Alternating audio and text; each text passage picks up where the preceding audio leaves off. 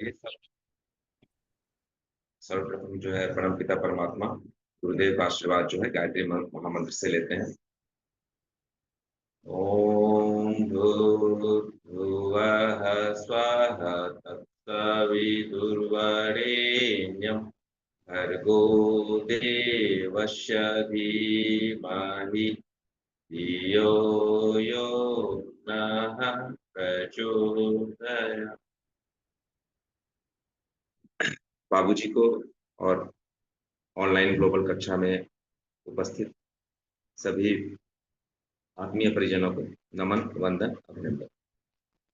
आपकी कक्षा में जो मुझे सौभाग्य प्राप्त हुआ है वो है आनंदमय कोश का परिचय और शिव शक्ति के मिलन से जो आनंद मिलता है उस पे अनुभव शेयर करने का जो है हमें सौभाग्य दिया गया। जैसा कि हम सभी लोग जानते हैं, परिचित हैं कि गायत्री के 5 मुख हैं। गायत्री क्या? गायत्री को मुक्ति के भी अर्थ में लिया जाता है। वो कहता है ना, शिवो जीवो, शिवो शिव ही जीव है, जीव ही शिव है, असजीव केवल शिव। तो ये जो हमारे अंदर जीव भाव आ जाता है, इसकी मुक्ति के लिए जो ये साधना है, इसलिए गायत्री के सभी साधनाओं में पंचकोश साधना को प्रमुखता दी है, क्योंकि ये मुक्ति के 5 द्वार हैं। जैसा कि हम सभी जानते हैं कि ये जो पंचकोश है, ये मुक्ति का भी माध्यम है और बंधनकारी भी। इसमें अगर हम उलझ गए, फंस गए, किसी एक खास डायमेंशन में जीना शुरू कर दिए तो ये बंधन कारक बन जाता है। और वही जब हम किसी खास डायमेंशन में नहीं जीते हैं, अपना आयाम बढ़ाते जाते हैं, अनलिमिटेड हो जाते हैं, तो ये हमारे मुक्ति का माध्यम बन जाता है। इसी को महाभारत के गूढ़ रहस्य में बताया, गुरुदेव ने गायत्री महाविज्ञान में इसको बताया है कि एक्चुअली जो ये पंच पांडव हैं, ये पंचकोश, इनकी एक स्त्री है द्रौपदी, वो स्त्री वो आत्मा है। तो जो कोई ये अगर 5 कोश आत्मा को केंद्र मान के चलेंगे तो ये मुक्ति का माध्यम बनेगा। और उसको केंद्र मान के नहीं चलेंगे, आत्मा की ज्यादा ख्याल नहीं करेंगे, आत्मा के स्वार्थ जिनको हम परमार्थ कहते हैं उसका ख्याल नहीं रखेंगे, तो फिर यही बंधनकारी बन जाएगा। और उसको केंद्र बिंदु में रख के हम सारे काम करेंगे तो ये मुक्ति का माध्यम बन जाता है। तो गायत्री का एक अर्थ मुक्ति भी होता है, जो प्राणों का त्राण करे, जो मुक्ति करे। तो उनकी जो पंचकोशी साधना है, इसका विगवल्ली में भी कहा गया कि जब वो जाते हैं और पूछते हैं कि क्या करो तब करो, वो तब किस लिए था? वो तब इन्हीं आवरणों को भेदने के लिए। जो 5 कोष हैं, जो ये 5 ट्रेजरीज हैं, एक्चुअली ये 5 चैतन्य अवस्थाएं हैं। ये तो शरीर हमारा एक लगता है कि एक ही जीव है, बट इसके अंदर 5 सत्ताएं मौजूद हैं। एक आत्मा 5 जगह अपना प्रतिबिंब व्यक्त कर रही है। उसमें जो आत्मा के सबसे निकट का कोष है वो आनंदमय कोष है, जिसमें आत्मा का प्रतिबिंब बिल्कुल साफ झलकता है। आत्मा के सबसे निकट का कोष। लेकिन जब हम साधना करते हैं, चूंकि जीव 5 आवरणों में बंधा है, तो हमारी साधना अन्नमय कोष से, क्योंकि अन्नमय कोष सबसे बाहर का है। इसको ऐसे भी डिफाइन किया गया कि अन्नमय कोष से सूक्ष्म कौन है? प्राणमय कोष। तो अन्नमय कोष की आत्मा प्राणमय कोष। प्राणमय कोष से सूक्ष्म क्या है? मनोमय कोष। तो प्राणमय कोष की आत्मा मनोमय कोष। सूक्ष्माति सूक्ष्म में हम प्रवेश करते जाते हैं, और जितना सूक्ष्माति सूक्ष्म में हम प्रवेश करते हैं, हमारा आयाम उतना बढ़ता जाता है, विस्तृत विस्तृत हो जाता है। जो संकीर्ण स्वार्थ है वो खत्म होता जाता है, और हमारा आयाम विस्तृत होते जाता है। फिर मनोमय कोष सूक्ष्म क्या है? विज्ञानमय कोष। तो मनोमय कोष की आत्मा विज्ञानमय कोष। विज्ञानमय कोष की आत्मा आनंदमय कोष। अब आनंदमय कोष की आत्मा आत्मा, और आत्मा की आत्मा परमात्मा। मतलब जैसे जैसे हम तप से अपना जो आवरण है उसको बेचते जाते हैं, प्रवेश करते जाते हैं, तो हमारा आनंद अस्थाई होता जाता है। तो इसी को गुरुदेव ने बताया कि ये जो है गायत्री का 5वां मुख है। आत्मोन्नति की 5 कक्षाएं हैं। इसको आत्मोन्नति की, मुक्ति की, आत्मदर्शन की, इसी कक्षाएं बांधा। तो क्रमशः हम कक्षा में प्रवेश करते हुए, और आनंदमय कोष जो है ये सबसे परे है, ये अनुभव से परे, इसलिए इसको शब्दों में बांधना मुश्किल। फिर भी जो सौभाग्य दिया गया है, तो कुछ अपने अनुभव शेयर करने का मौका मिला है तो मैं अनुभव शेयर करूँगा, बट ये शब्दों में से नहीं बाँधा जा सकता। ये अनुभव करने की चीज़ है और क्रमशः हम अपनी कक्षाओं को पार करके उस अनुभव के स्तर पे पहुँचेंगे। जहाँ पे संत कबीरदास जी कहते हैं, "आँख न मूंदूँ, कान न रूंधूँ, जो सु जो जपूँ वही सुमिरन, जो सुनूँ वही, जो खाऊँ वही पूजा।" ये उस स्थिति की बात है। तो इसमें जिन शब्दों से आयाम मिले, उन शब्दों को मानना है और जिन शब्दों से आयाम नहीं मिले, उसे मेरी त्रुटि मान लेना। ये शब्दों से परे है। तो आनंद सब जगह है। आनंद जो है सब जगह है। जो शरीर भाव में जीता है, वो शरीर भाव का आनंद लेता है। अन्नमय कोश में शरीराभास है, इंद्रिय शक्ति है, वहाँ इंद्रियों में रमता है।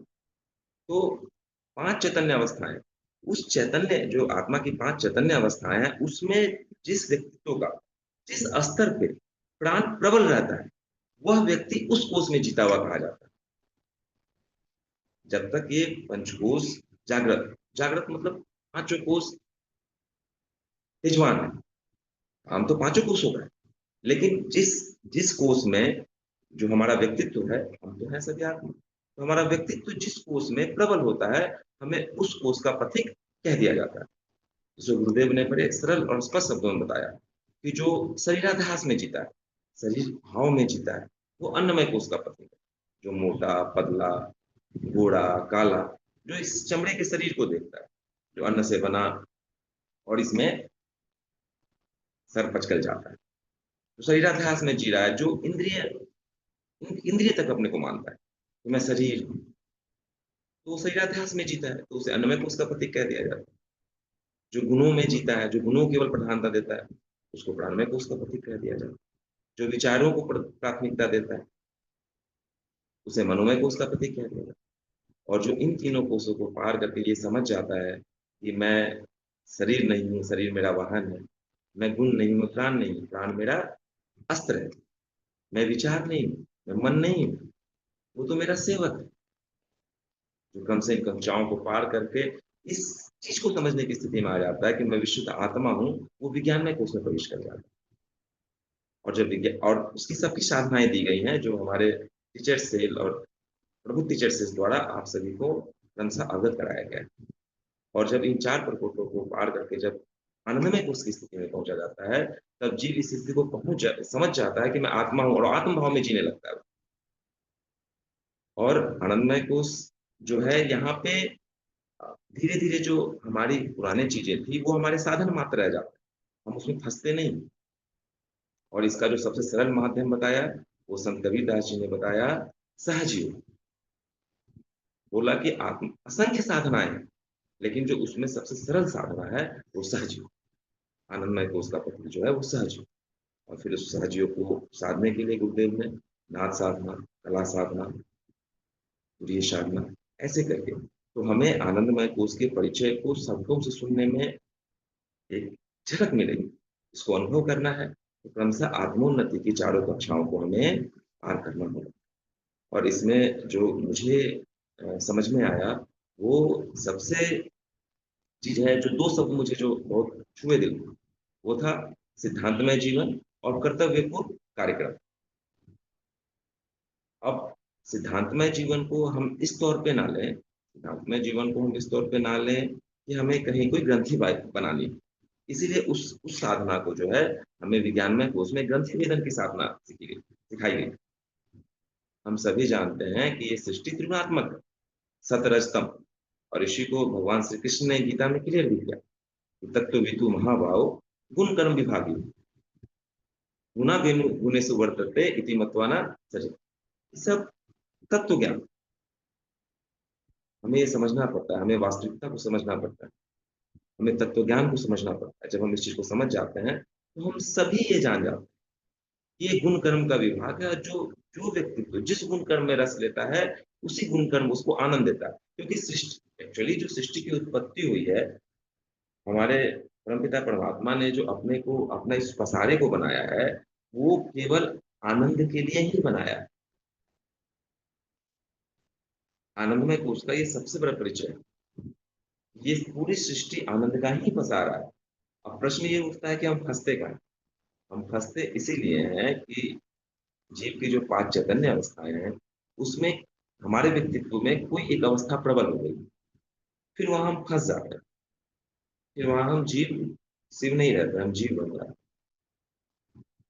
इसीलिए जो आज की कक्षा में एक शिव और जीव तो मतलब जो शिव और शक्ति इन दोनों के मिलन में जिसका हमें बताया गया कि शिव जो है वो सहस्रार चक्र में या सहस्रार का मतलब ये है शिव तो हर जगह है, मतलब केंद्र है, वो चैतन्य है और उनको ऊर्जा जो है मूलाधार, वही शक्ति। जैसे कहते हैं ना कि हमारे पास सद्बुद्धि है, हमारे पास बुद्धि अच्छी है, लेकिन अगर हमारे कर्म में नहीं आए, तो फिर उस बुद्धि का क्या है? जो सद्बुद्धि और सत्कर्म दोनों मिलते हैं, फिर भावना उत्पन्न होती है। और इसीलिए कहा गया त्रिगुणा मतलब त्रिगुण रहितम त्रिगुणातीतम, भावातीतम। मतलब इन गुणों से, इन भावनाओं से भी हमें अपना आयाम इतना विस्तृत करना पड़ता है कि हमें सद्गुण हो या दुर्गुण हो, किसी भी व्यक्तित्व के अंदर हमें उस व्यक्तित्व को देखना पड़ता है। आनंदमय को उसकी हमें झलक देखनी हो तो हमें अपने दृष्टिकोण को इतना व्यापक बनाना पड़ता है कि हम उनकी आत्मा को देखें। हमारी दृष्टि इतनी बेधक होनी चाहिए कि केवल हम उनके शरीरों को देख के तो आनंदमय को उसका परिचय मतलब हमेशा आनंद में जीना और वो आनंद किसी खास फ्रेमिंग में नहीं बदलेगा। उस सिद्धांतमय जीवन से हमें क्या फ़ायदा होता है? सिद्धांतमय जीवन हमें ये सिखाता है कि जितने भी जो कर्म हमें देखिए, प्राण हमें 2 तरफ ऊर्ध्वगामी प्राण हो तो हमें मुक्ति का माध्यम बनेगा, निम्नगामी प्राण हो तो हमारे बंधन का कारण बनेगा। तो सिद्धांतमय जीवन से क्या है कि हमें अपवर्ड जाना, हमें जीवन में प्रगति करनी है, हमें उन्नति करनी है। इसलिए हमें सिद्धांत में और वो सिद्धांत हमारे पास कहाँ से आता है? क्योंकि देखिए, सबसे पहले क्या है कि 3 चीज़ का वो है, जो हमें कहता है कि 3 सबसे पहले हमारे अंदर कोई मतलब जो है आकांक्षा होती है, इच्छा होती है, उसी हिसाब से हमारी विचारणा बनती है और तदनुरूप हम कार्य करते हैं। तो सबसे पहले हमें अपनी आकांक्षा को, अपनी इच्छा को ईश्वरमय बनाना होगा। अपनी इच्छा को ईश्वर की इच्छा से जोड़ना होगा या ईश्वर की इच्छा को अपनी इच्छा सब वाइस वर्सा है। और वो हमें कैसे पता चलेगा हम क्या? तो उसके लिए सबसे पहले हमें अध्ययन करना पड़ेगा, स्वयं का। आज अगर हम बोल रहे हैं, अगर मैं अपने विचार आपसे अभिव्यक्त कर रहा हूँ, तो उसकी भी जो साधना है वो बाल्यकाल से ही शुरू कर दी जाती है। आप देखेंगे छोटे बच्चों को रिश्तों का संबोधन, बाबा, ताया, मामा, चाचा, तो हमारे और उसके लिए हम उसी के हमारे टूल्स हैं। जो पंच ज्ञानेंद्रियाँ हैं, वो हमें ऑब्जर्वेशन के लिए ही बनी हैं, कि हम ऑब्जर्व करते हैं। हम देख के, सुन के, स्पर्श से ये जितने भी हमें टूल्स ईश्वर ने दिए हैं, वो हमें आनंद देने के लिए, हमारी प्रगति के लिए ही बना है। तो हमारी आकांक्षा को, हमारी इच्छा को शुद्ध बनाने के लिए हमें अपने आप के बारे में और इसीलिए विज्ञान में तो उसमें हमें सिखाया गया कि अपने बारे में और संसार के बारे में ठीक-ठीक जानें। ठीक-ठीक मतलब बिल्कुल सत्य ज्ञान हो।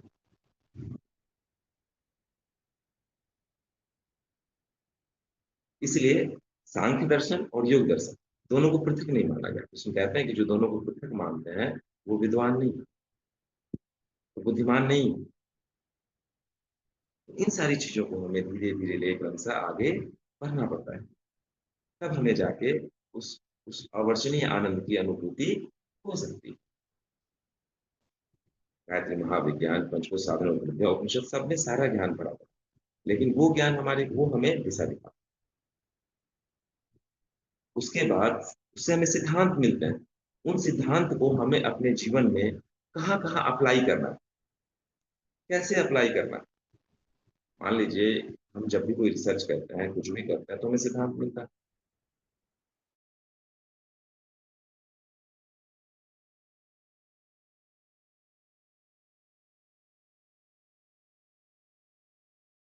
जो विवेक विकसित होता है, उसे फिर अपनी जीवनचर्या बनाते हैं, अपनी हम दिनचर्या को बनाते हैं और उस दिनचर्या से फिर हमें पता चलता है कि कौन-सा सिद्धांत कहाँ काम करेगा। एक ही सिद्धांत हर जगह काम नहीं कर सकता है। इसलिए सद्ज्ञान और सत्कर्म दोनों को मिलाना पड़ता है। यही शिव है और यही शक्ति है। शिव जो है वो संपूर्ण चैतन्य है और शक्ति जो है उन्हीं उन्हीं की ताकत, उन्हीं का ऊर्जा स्वरूप है। तो जब तक देखिए, जैसे नेगेटिव और पॉजिटिव होता है, करंट बहाना होता है, तो दोनों को जोड़ना पड़ता है।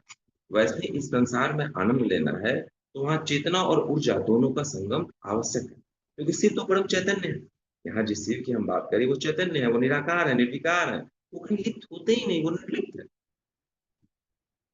और उनकी शक्ति, उनका ही बसा रहा है ये पूरा संसार। और उस चैतन्य, वो जो चैतन्य है और ये उनका जो पसारा है संसार, उसके बीच का जो मिश्रित भाव होता है ना, वो हम जीव। इसलिए आनंद की अनुभूति के लिए शिव और शक्ति का मिलन, सद्ज्ञान और सत्कर्म का मिलन, ज्ञान और कर्म, और उसी से वो अनुभव विकसित हो। और वही अनुभव जो है हमारा आनंद, हमारे जो विवेक को जागृत करता है। और वही विवेक जो है, इसको सटकर जो आपका ये साधना है, इसीलिए आज्ञा चक्र में ये ये वाला तो बिल्कुल निर्विकार। हम जो मूलाधार शक्ति को लाते हैं उसका आज्ञा चक्र में मिलन। और ये चीजें जो है ये अनुभव की चीजें हैं। जैसे जैसे हम साधना करते हैं, हमारा अनुभव विकसित होता जाता है। और इसके लिए जो चारों कक्षाएं हैं, उसमें एक एक कक्षा को हमें धीरे धीरे पार करते ही जाना होगा। हमें शरीराभ्यास से उठने के लिए आनंदमय, अन्नमय शरीर के अभ्यास से उठना है। तो जो अन्नमय कोष की जो साधनाएं बताई गई हैं, जो क्रिया योग बताई गई हैं, उसमें अपने मन के अनुरूप, अपनी रुचि के अनुरूप, अपने स्थिति के अनुरूप, अपनी परिस्थिति के अनुरूप हम किस रोल में हैं। क्योंकि देखिए, एक समझने वाली बात है कि कर्तव्य का कितना अहम रोल है। हम किसी डिपार्टमेंट में नौकरी करें, अगर जिस डिपार्टमेंट में जो सब प्रभार हमें दिया गया है, अगर हम उस काम को सही तरीके से नहीं करते हैं, या उस दो बातें हैं कि सबसे पहले उस काम को सही तरीके से करने के लिए हमें एक प्रशिक्षण की आवश्यकता होती है, ट्रेनिंग की आवश्यकता होती है। इसलिए जब भी कहीं हमारा सिलेक्शन होता है, तो सबसे पहले हमारा एक मिनिमम योग्यता दिया जाता है। आप मैट्रिक पास हो, इंटर पास हो, ग्रेजुएट हो, पोस्ट ग्रेजुएट हो, पीएचडी हो, जो जैसा पद रहता है उसे मिनिमम एक रिक्वायरमेंट होता है। जो हमारा जो क्या होता है उसको हमारा क्वालिफिकेशन बोलते हैं। उसके बाद कंपटीशन होता है, हम उसका चुनाव होते हैं, वहाँ उस पद में विभाग में जाने के बाद भी फिर हमारा एक ट्रेनिंग होता है, प्रशिक्षण होता है। उस प्रशिक्षण को करने के बाद भी हम जिस विभाग में जाते हैं, वहाँ हमें किसी योग्य अधिकारी, किसी योग्य के अंडर हमें फिर प्रशिक्षण में रखा जाता है। प्रशिक्षण का कितना महत्व है। और जब हमें ये जांच परख लिया जाता है कि हम इस चीज के अनुरूप हैं, फिर हमें उस विभाग से में से उस तरह का कार्य, ये आदमी किसमें प्रवीण है, ये तो एक विभाग की बात होगी। अब समझने वाली बात है, जो सारे संसार का बॉस है, उसको हम किसी भी रूप में बोले, हम ईश्वर बोले, ईश्वर में भी 33 कोटि देवताओं में लोग अपने मतलब रुचि के अनुरूप अपने इष्ट का निर्धारण करते हैं। सबका मालिक एक, उसको जो है मुस्लिम कम्युनिटी में खुदा बोलते हैं, उसको ईसाई कम्युनिटी में जो है यीशु मसीह बोलते हैं। सब अपनी अपनी श्रद्धा के अनुरूप, तो सबका मालिक एक, वो सारे संसार का बॉस है। अब हमें अपने क्वालिफिकेशन, जैसे बाबूजी कहते हैं ना कि जो ज्ञान एक ट्रैवलर चेक है। हम आज जो कुछ भी कर रहे हैं, कुछ भी जो है वो व्यर्थ नहीं जाता।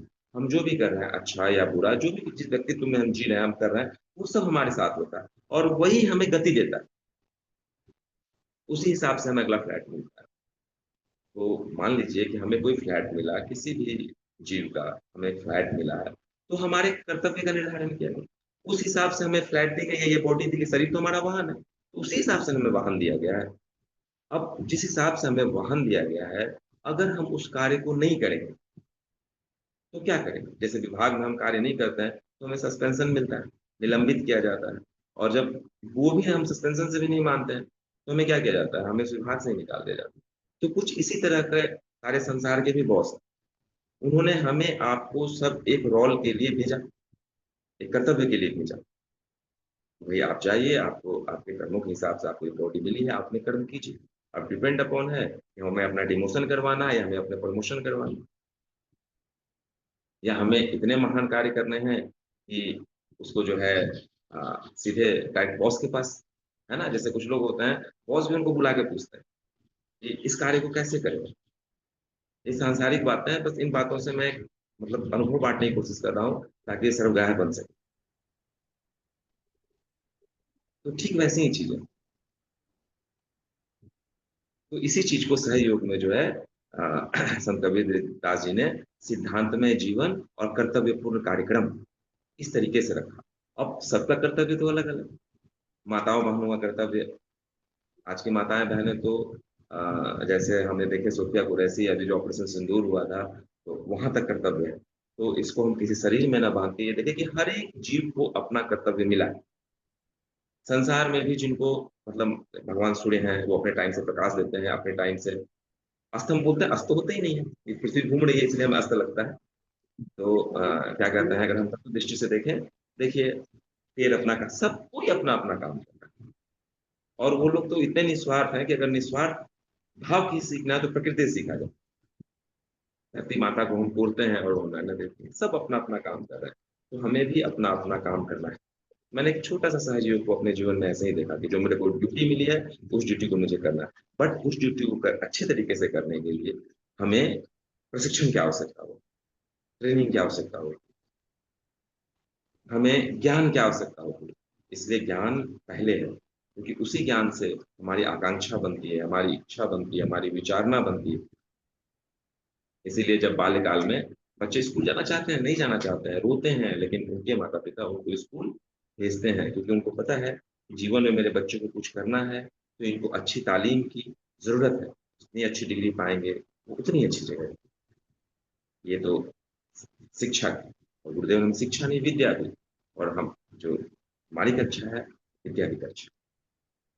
तो इसीलिए हमें आगे बढ़ने के लिए जो है, प्रभु जी ने बार-बार कहा अहरह स्वाध्याय, मतलब हमें कंटीन्यूअस पढ़ते रहना चाहिए, करते रहना चाहिए। पढ़ना और करना दोनों साथ। हमने सुबह पढ़ा और उसको अपना इम्प्लीमेंटेशन किया। चूँकि सबकी ड्यूटीज़ अलग-अलग हैं, तो उनका प्लेटफ़ॉर्म है, तो उनको अलग-अलग तरीके का इम्प्लीमेंटेशन करना होगा। और इस बात को समझना होगा, मुझे एक महाभारत का जो वाक़या है, वो मेरी ग्रंथि पे देने में बहुत सहायक हुई। जैसे हमने बताया ना, पंच पांडव जो हैं, वो पंचकोश हैं। तो जब महाभारत का अंत हो जाता है, तो सब कहते हैं, भीम जो शरीराध्यास वाले थे, हमने इतने मारे। अर्जुन ने कहा, हमने इतने, सबने अपने-अपने बातों का, नकुल सहदेव बहुत शांत प्रकृति के थे और वैद्य भी थे, तो सबने कहा हमने ये किया, हमने वो किया। तो जो परमपिता परमात्मा की भूमिका में भगवान कृष्ण थे, उन्होंने कहा कि चलो बड़बड़िक से पूछते हैं। तो जो मैंने ये पाया, शायद किसी आदमी का गला काट दिया जाए, तो ऐसे प्रैक्टिकली लगता है ना कि उसका जीवित रहना संभव नहीं। तो उसके गले काटने को मैंने जो जिस भाव को मैंने आत्मसात किया, जिस भाव को मैं समझ पाया, वो ये था कि भगवान कृष्ण ने, परमपिता ने उसके शरीर भाव को मिटा, उसका जो शरीर भाव था उसको मिटा दिया। तो अब क्या था, अब शरीर भाव जब मिट गया तो उसके पास ज्ञान रहा। वो आत्मज्ञान की दृष्टि से सारे संसार को देख रहे थे। मैंने इसको ऐसे कुछ एज़्यूम किया कि उनका शरीर भाव जो है वो मिट गया था और आत्मज्ञान, वो आत्म दृष्टि से सारे संसार को देख रहे थे। आत्म भाव में सारे संसार को देख रहे थे। तो जब उनसे जाके पूछा गया कि भाई हमने इतने मारे, बताओ किसने कितनों को मारा? तो बड़बड़िक जी ने बोला, कौन किसको मारा? यहाँ तो भगवान श्री कृष्ण अर्थात परमपिता परमात्मा, ब्रह्म शिव के अतिरिक्त तो कोई थे ही नहीं। मरने वाले भी कृष्ण थे, मारने वाले भी कृष्ण। तो ये चीज़ मतलब सीने में कुछ की गुदी की, ओह! ये सब कुछ भी व्यर्थ नहीं। आखिर सच्चाई की वैल्यू क्यों है? अगर सब कोई सच बोलते, झूठ बोलने वाला नहीं होता, तो संसार में गति होती। सब कुछ जिसे हम अच्छा मानते हैं वही रहता। अगर चोर ही नहीं रहते तो पुलिस का क्या रोल होता? अगर अ देश की सीमाएँ जो हैं, वो असुरक्षित नहीं होती, तो सीमा पे हमारी क्या ज़रूरत? आखिर जब तक प्रतिपक्ष भावनाएँ नहीं रहेंगी, तब तक ये संचरण कैसे है? तब तक सबको अपना रोल क्यों प्ले करेंगे? फिर तो सब निराकार, निर्विकार, कुछ रहेगा ही नहीं। एक ही फ़िल्म, मान लीजिए एक पिक्चर चल रही है, संसार भी एक फ़िल्म की तरह है। एक पिक्चर चल रही है और मेरी तो ये आदत है, मैं पिक्चर देखता हूँ, उसमें भी खो जाता हूँ। लगता है तो कुछ ऐसा ही संसार में खोने का कार्यक्रम है। अब फ़िल्म में केवल हीरो ही रहे, विलेन रहे ही नहीं। बाकी चीज़ें नहीं, तो 3 घंटे की फ़िल्म देखना मुश्किल हो जाएगी। 2 घंटे की फ़िल्म, अरे 2 मिनट का रील रहता है तो उसमें भी पक्ष-प्रतिपक्ष की भावना, उसमें भी कुछ ऐसा होता है जो हम आनंद ले सकें। तो ये सारा संसार जो आनंद का बसा रहा है, उसमें तो सारी चीज़ों का समावेश होगा ही, तभी तो हम आनंद ले पाएँगे, नहीं तो कैसे आनंद ले पाएँगे? बट क्या होता है, हम खास अब हमें अगर सतोग्रंथि होगी तो हमें किसी खास डायमेंशन में, इसीलिए कहा मान में अपमान, किसी भी हालत में, अगर आदमी समभाव में जीता है, स्थित प्रज्ञ, गीता में स्थित प्रज्ञ, आनंदमय को उसमें गुरुदेव ने बहुत स्थित प्रज्ञ, समाधिस्थ भाव। आखिर ये भाव क्या है? जैसे हमें तो अभी तक सब हम ये प्रैक्टिस करते हैं, आँख बंद करके, वहाँ पे भई योनि की सीध में मूलाधार, नाभि की सीध में स्वादिष्ठान, सॉरी पेरू की सीध में स्वादिष्ठान, नाभि की सीध में मणिपुर, हृदय की सीध में जो है अनाहत, एक सेंटर पॉइंट है वहाँ, अभी तक तो वही अभ्यास कब तक हुए अब? सुबह किया। हाँ, उसका भी अपना महत्व है, क्योंकि प्रशिक्षण का अपना महत्व है। जब हम सेना में प्रशिक्षण ले रहे थे तो हमें मतलब क्या कहते हैं फायरिंग रेंज तक पहुँचाने से पहले जो मतलब 4 वीक तक हमें फायरिंग रेंज में नहीं जाने दिया गया। क्यों? क्योंकि हम सिविल के हमें बंदर गए थे, तो बंदर हैं ये। सिविल से आए हैं बट अनसिविलाइज़्ड हैं। तो इनको फायरिंग रेंज से पहुँचाने इनको रगड़ना पड़ेगा। सेना की लैंग्वेज थी, इनको रगड़ना पड़ेगा। रगड़ने का मतलब ये था कि हमारे हाथ में अस्त्र देने से पहले हमें उस लायक बनाना पड़ेगा कि हम उस अस्त्र के लायक हैं भी या नहीं। और 4 वीक तक हमें बिल्कुल एक मतलब क्या डिसिप्लिन जो कमांड मिले, जो हमारे उस्ताद हैं, हमारे जो इंस्ट्रक्टर हैं, उनकी कमांड पे ही केवल काम हो। सेना की बातें इसलिए कर रहा हूँ क्योंकि सैन्य जीवन जिया है, उसी उन्हीं धामों में। तो जो परमपिता परमात्मा है, जो आत्मा है, उसकी भी कमांड को सुनने के लिए जो इतने मलावरण चढ़े गए हैं, उनको छाँटना, कटाई-छँटाई नहीं तो नहीं सुने। और देखिए फायरिंग रेंज होता है, गोली है, थोड़ा-सा भी इधर-उधर हुआ, थोड़ा-सा भी इंस्ट्रक्शन से ये हुआ, तो प्राण घातक सिद्ध हो सकता है। इसलिए अन्नमय, प्राणमय, मनोमय, विज्ञानमय उनके भी जो क्रिया योग हैं, उनका भी अपना महत्व है। उसके महत्व को कतई नकारा नहीं जा सकता। हर चीज़ का उसका अपना महत्व। हाँ, जैसे हम समझे कि जब हम बाल्यकाल में थे, तो हमें क सिखाया गया। तो हमें याद है, बोलते थे क, ख, ग, घ, अंगड़ी, इधर पंडित जी की टंगड़ी, मतलब एक तुकबंदी बनाई दी जाती थी। ये बोल दिया जाता था कि ये जो है कौवा का लोल है। बट आज जब हम सब कुछ लिख पढ़ सकते हैं, अगर हम उसको वैसे पढ़ें, ये मतलब जो है एगो मतलब गोल-गोल अंडा, पंडित जी का डंडा, ये मतलब इसको अन्यथा ना लिया जाए। मैं तो अब तो वैसे हम नहीं पढ़ते। अब हमें वेद पढ़ना हो या उपनिषद पढ़ना हो, हम सीधा पढ़ते हैं, या क्वाकर मौकाम, रॉकर मोराम तो हम नहीं पढ़ा करते। तो कुछ ऐसे ही है।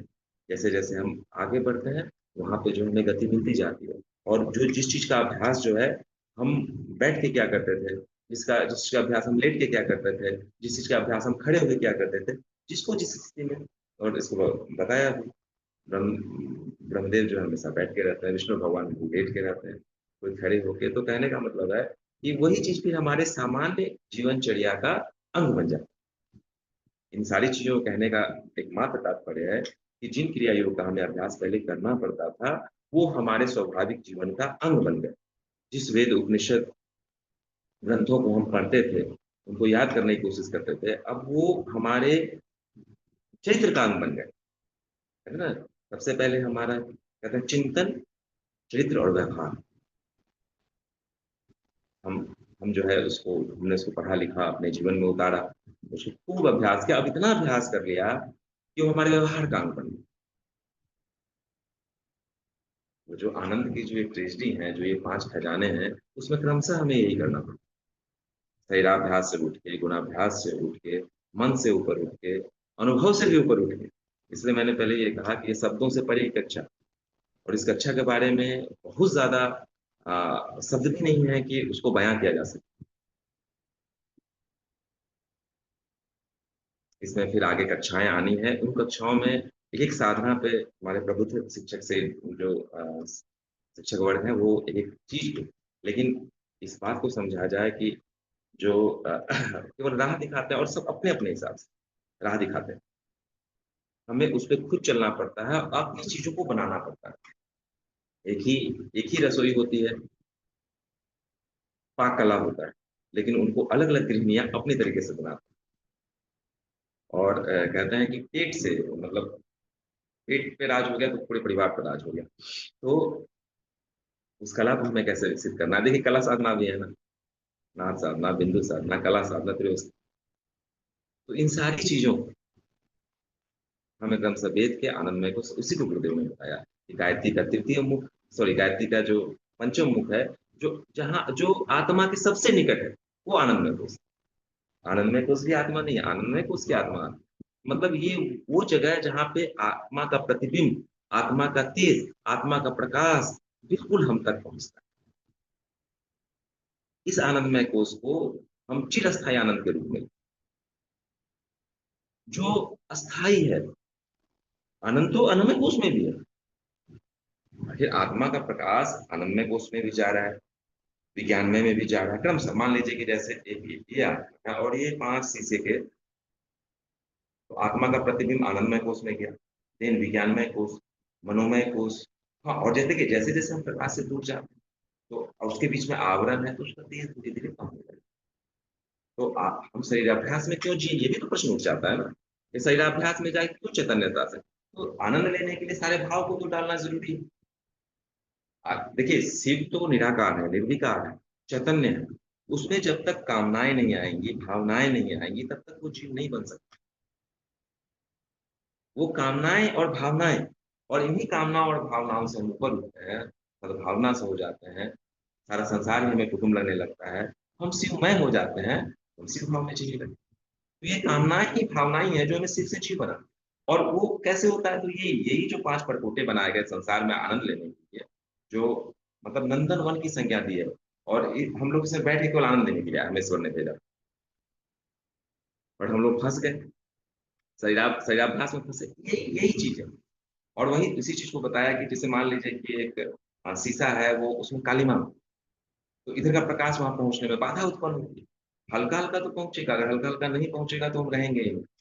समझने वाली बात है कि जैसे हम कर्तव्यच्युत हो गए, पदच्युत हो गए, हम उस लायक नहीं रहे, तो परमपिता परमात्मा हमसे हमारा बॉडी छीन लेता है, वाहन छीन लेता है। क्यों देगा साहब? आँख भी वैसे ही रहता है, अचानक से प्राण निकल जाता है और सब कुछ वैसे ही रहता है। कहते हैं ना 24 घंटे में ये ऑर्गन दान करें, ऑर्गन तो अपना काम करते रहते हैं, बट क्यों निकल जाता है? यही क्योंकि कर्म व्यवस्था पे संसार में सारी चीज़ें बनाई है। बट आनंदमय कोष का जो पथिक है वो गहना कर्मोन्नति से भी ऊपर उठ जाता है। क्योंकि वो इस सत्य को समझ जाता है कि मेरे शरीर में मेरे साथ जो मान-अपमान हो रहा है या मेरे साथ जो कुछ भी हो रहा है, वो उसके लिए ईश्वर को दोषी नहीं ठहराता और ईश्वर से वो डरता ही नहीं है। क्यों डरेगा वो? ईश्वर तो आखिर कोई बाप अपने बच्चों को क्यों कष्ट देगा? हम उसको परमपिता परमात्मा मानते हैं, आदि शक्ति माता मानते हैं, तो क्यों हमें कष्ट देगा? ये बात कोई माता-पिता अपने बच्चे का बुरा चाहता है? हमें डरना किससे चाहिए? अगर हमें सचमुच में डरना चाहिए तो अपने कर्मों से डरना चाहिए। क्योंकि कर्म की पहुँच जहाँ तक है और जिस कष्ट को हम शरीर भाव में या गुणों के भाव में या विचारों के भाव में जिस कष्ट को अनुभव में हम महसूस करते हैं, वो कर्म के वजह से केवल होता है। इसीलिए अगर सचमुच में मैंने पाया कि अगर डरना चाहिए तो अपने कर्मों से डरना चाहिए। क्योंकि वहाँ तक जो हमें दुःख देगा या सुख देगा, जिस सुख जो शरीर से जुड़ा हुआ सुख है, वो हमें हमारा कर्म देगा। बट गायत्री की साधना, जो पंचकोशी साधना है, जो मुक्ति की साधना है, वो ऐसी साधना है कि अपने मान लीजिए बुरे कर्म हो गए या अच्छे कर्म हो गए, पाप पुण्य जिसको बहुत अच्छा बाबूजी 2 शब्द जोड़ा, उसी 2 शब्दों से मैं मान के चल रहा हूँ, लाभ और हानि। पाप मतलब हानि हो गया, पुण्य मतलब लाभ हो गया। लॉस प्रॉफिट, संसार में लॉस प्रॉफिट का गेम है, बट ये आनंदमय कोष लॉस प्रॉफिट से ऊपर। मान लीजिए कि अज्ञानतावश, अविद्यावश हमसे बुरे कर्म हो गए। अच्छी बात है साहब, हमारे हमसे बुरे कर्म हो गए। तो क्या अब बुरे कर्म हो गए हैं तो उसका प्रारब्ध तो हमें भोगना ही पड़ेगा।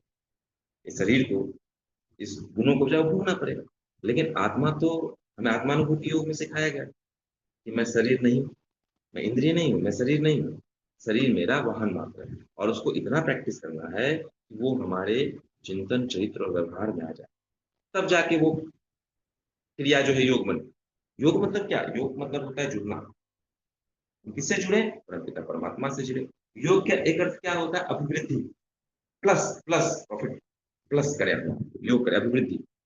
तो अपने में अभिवृद्धि है तब ना वो क्रिया योग बनी।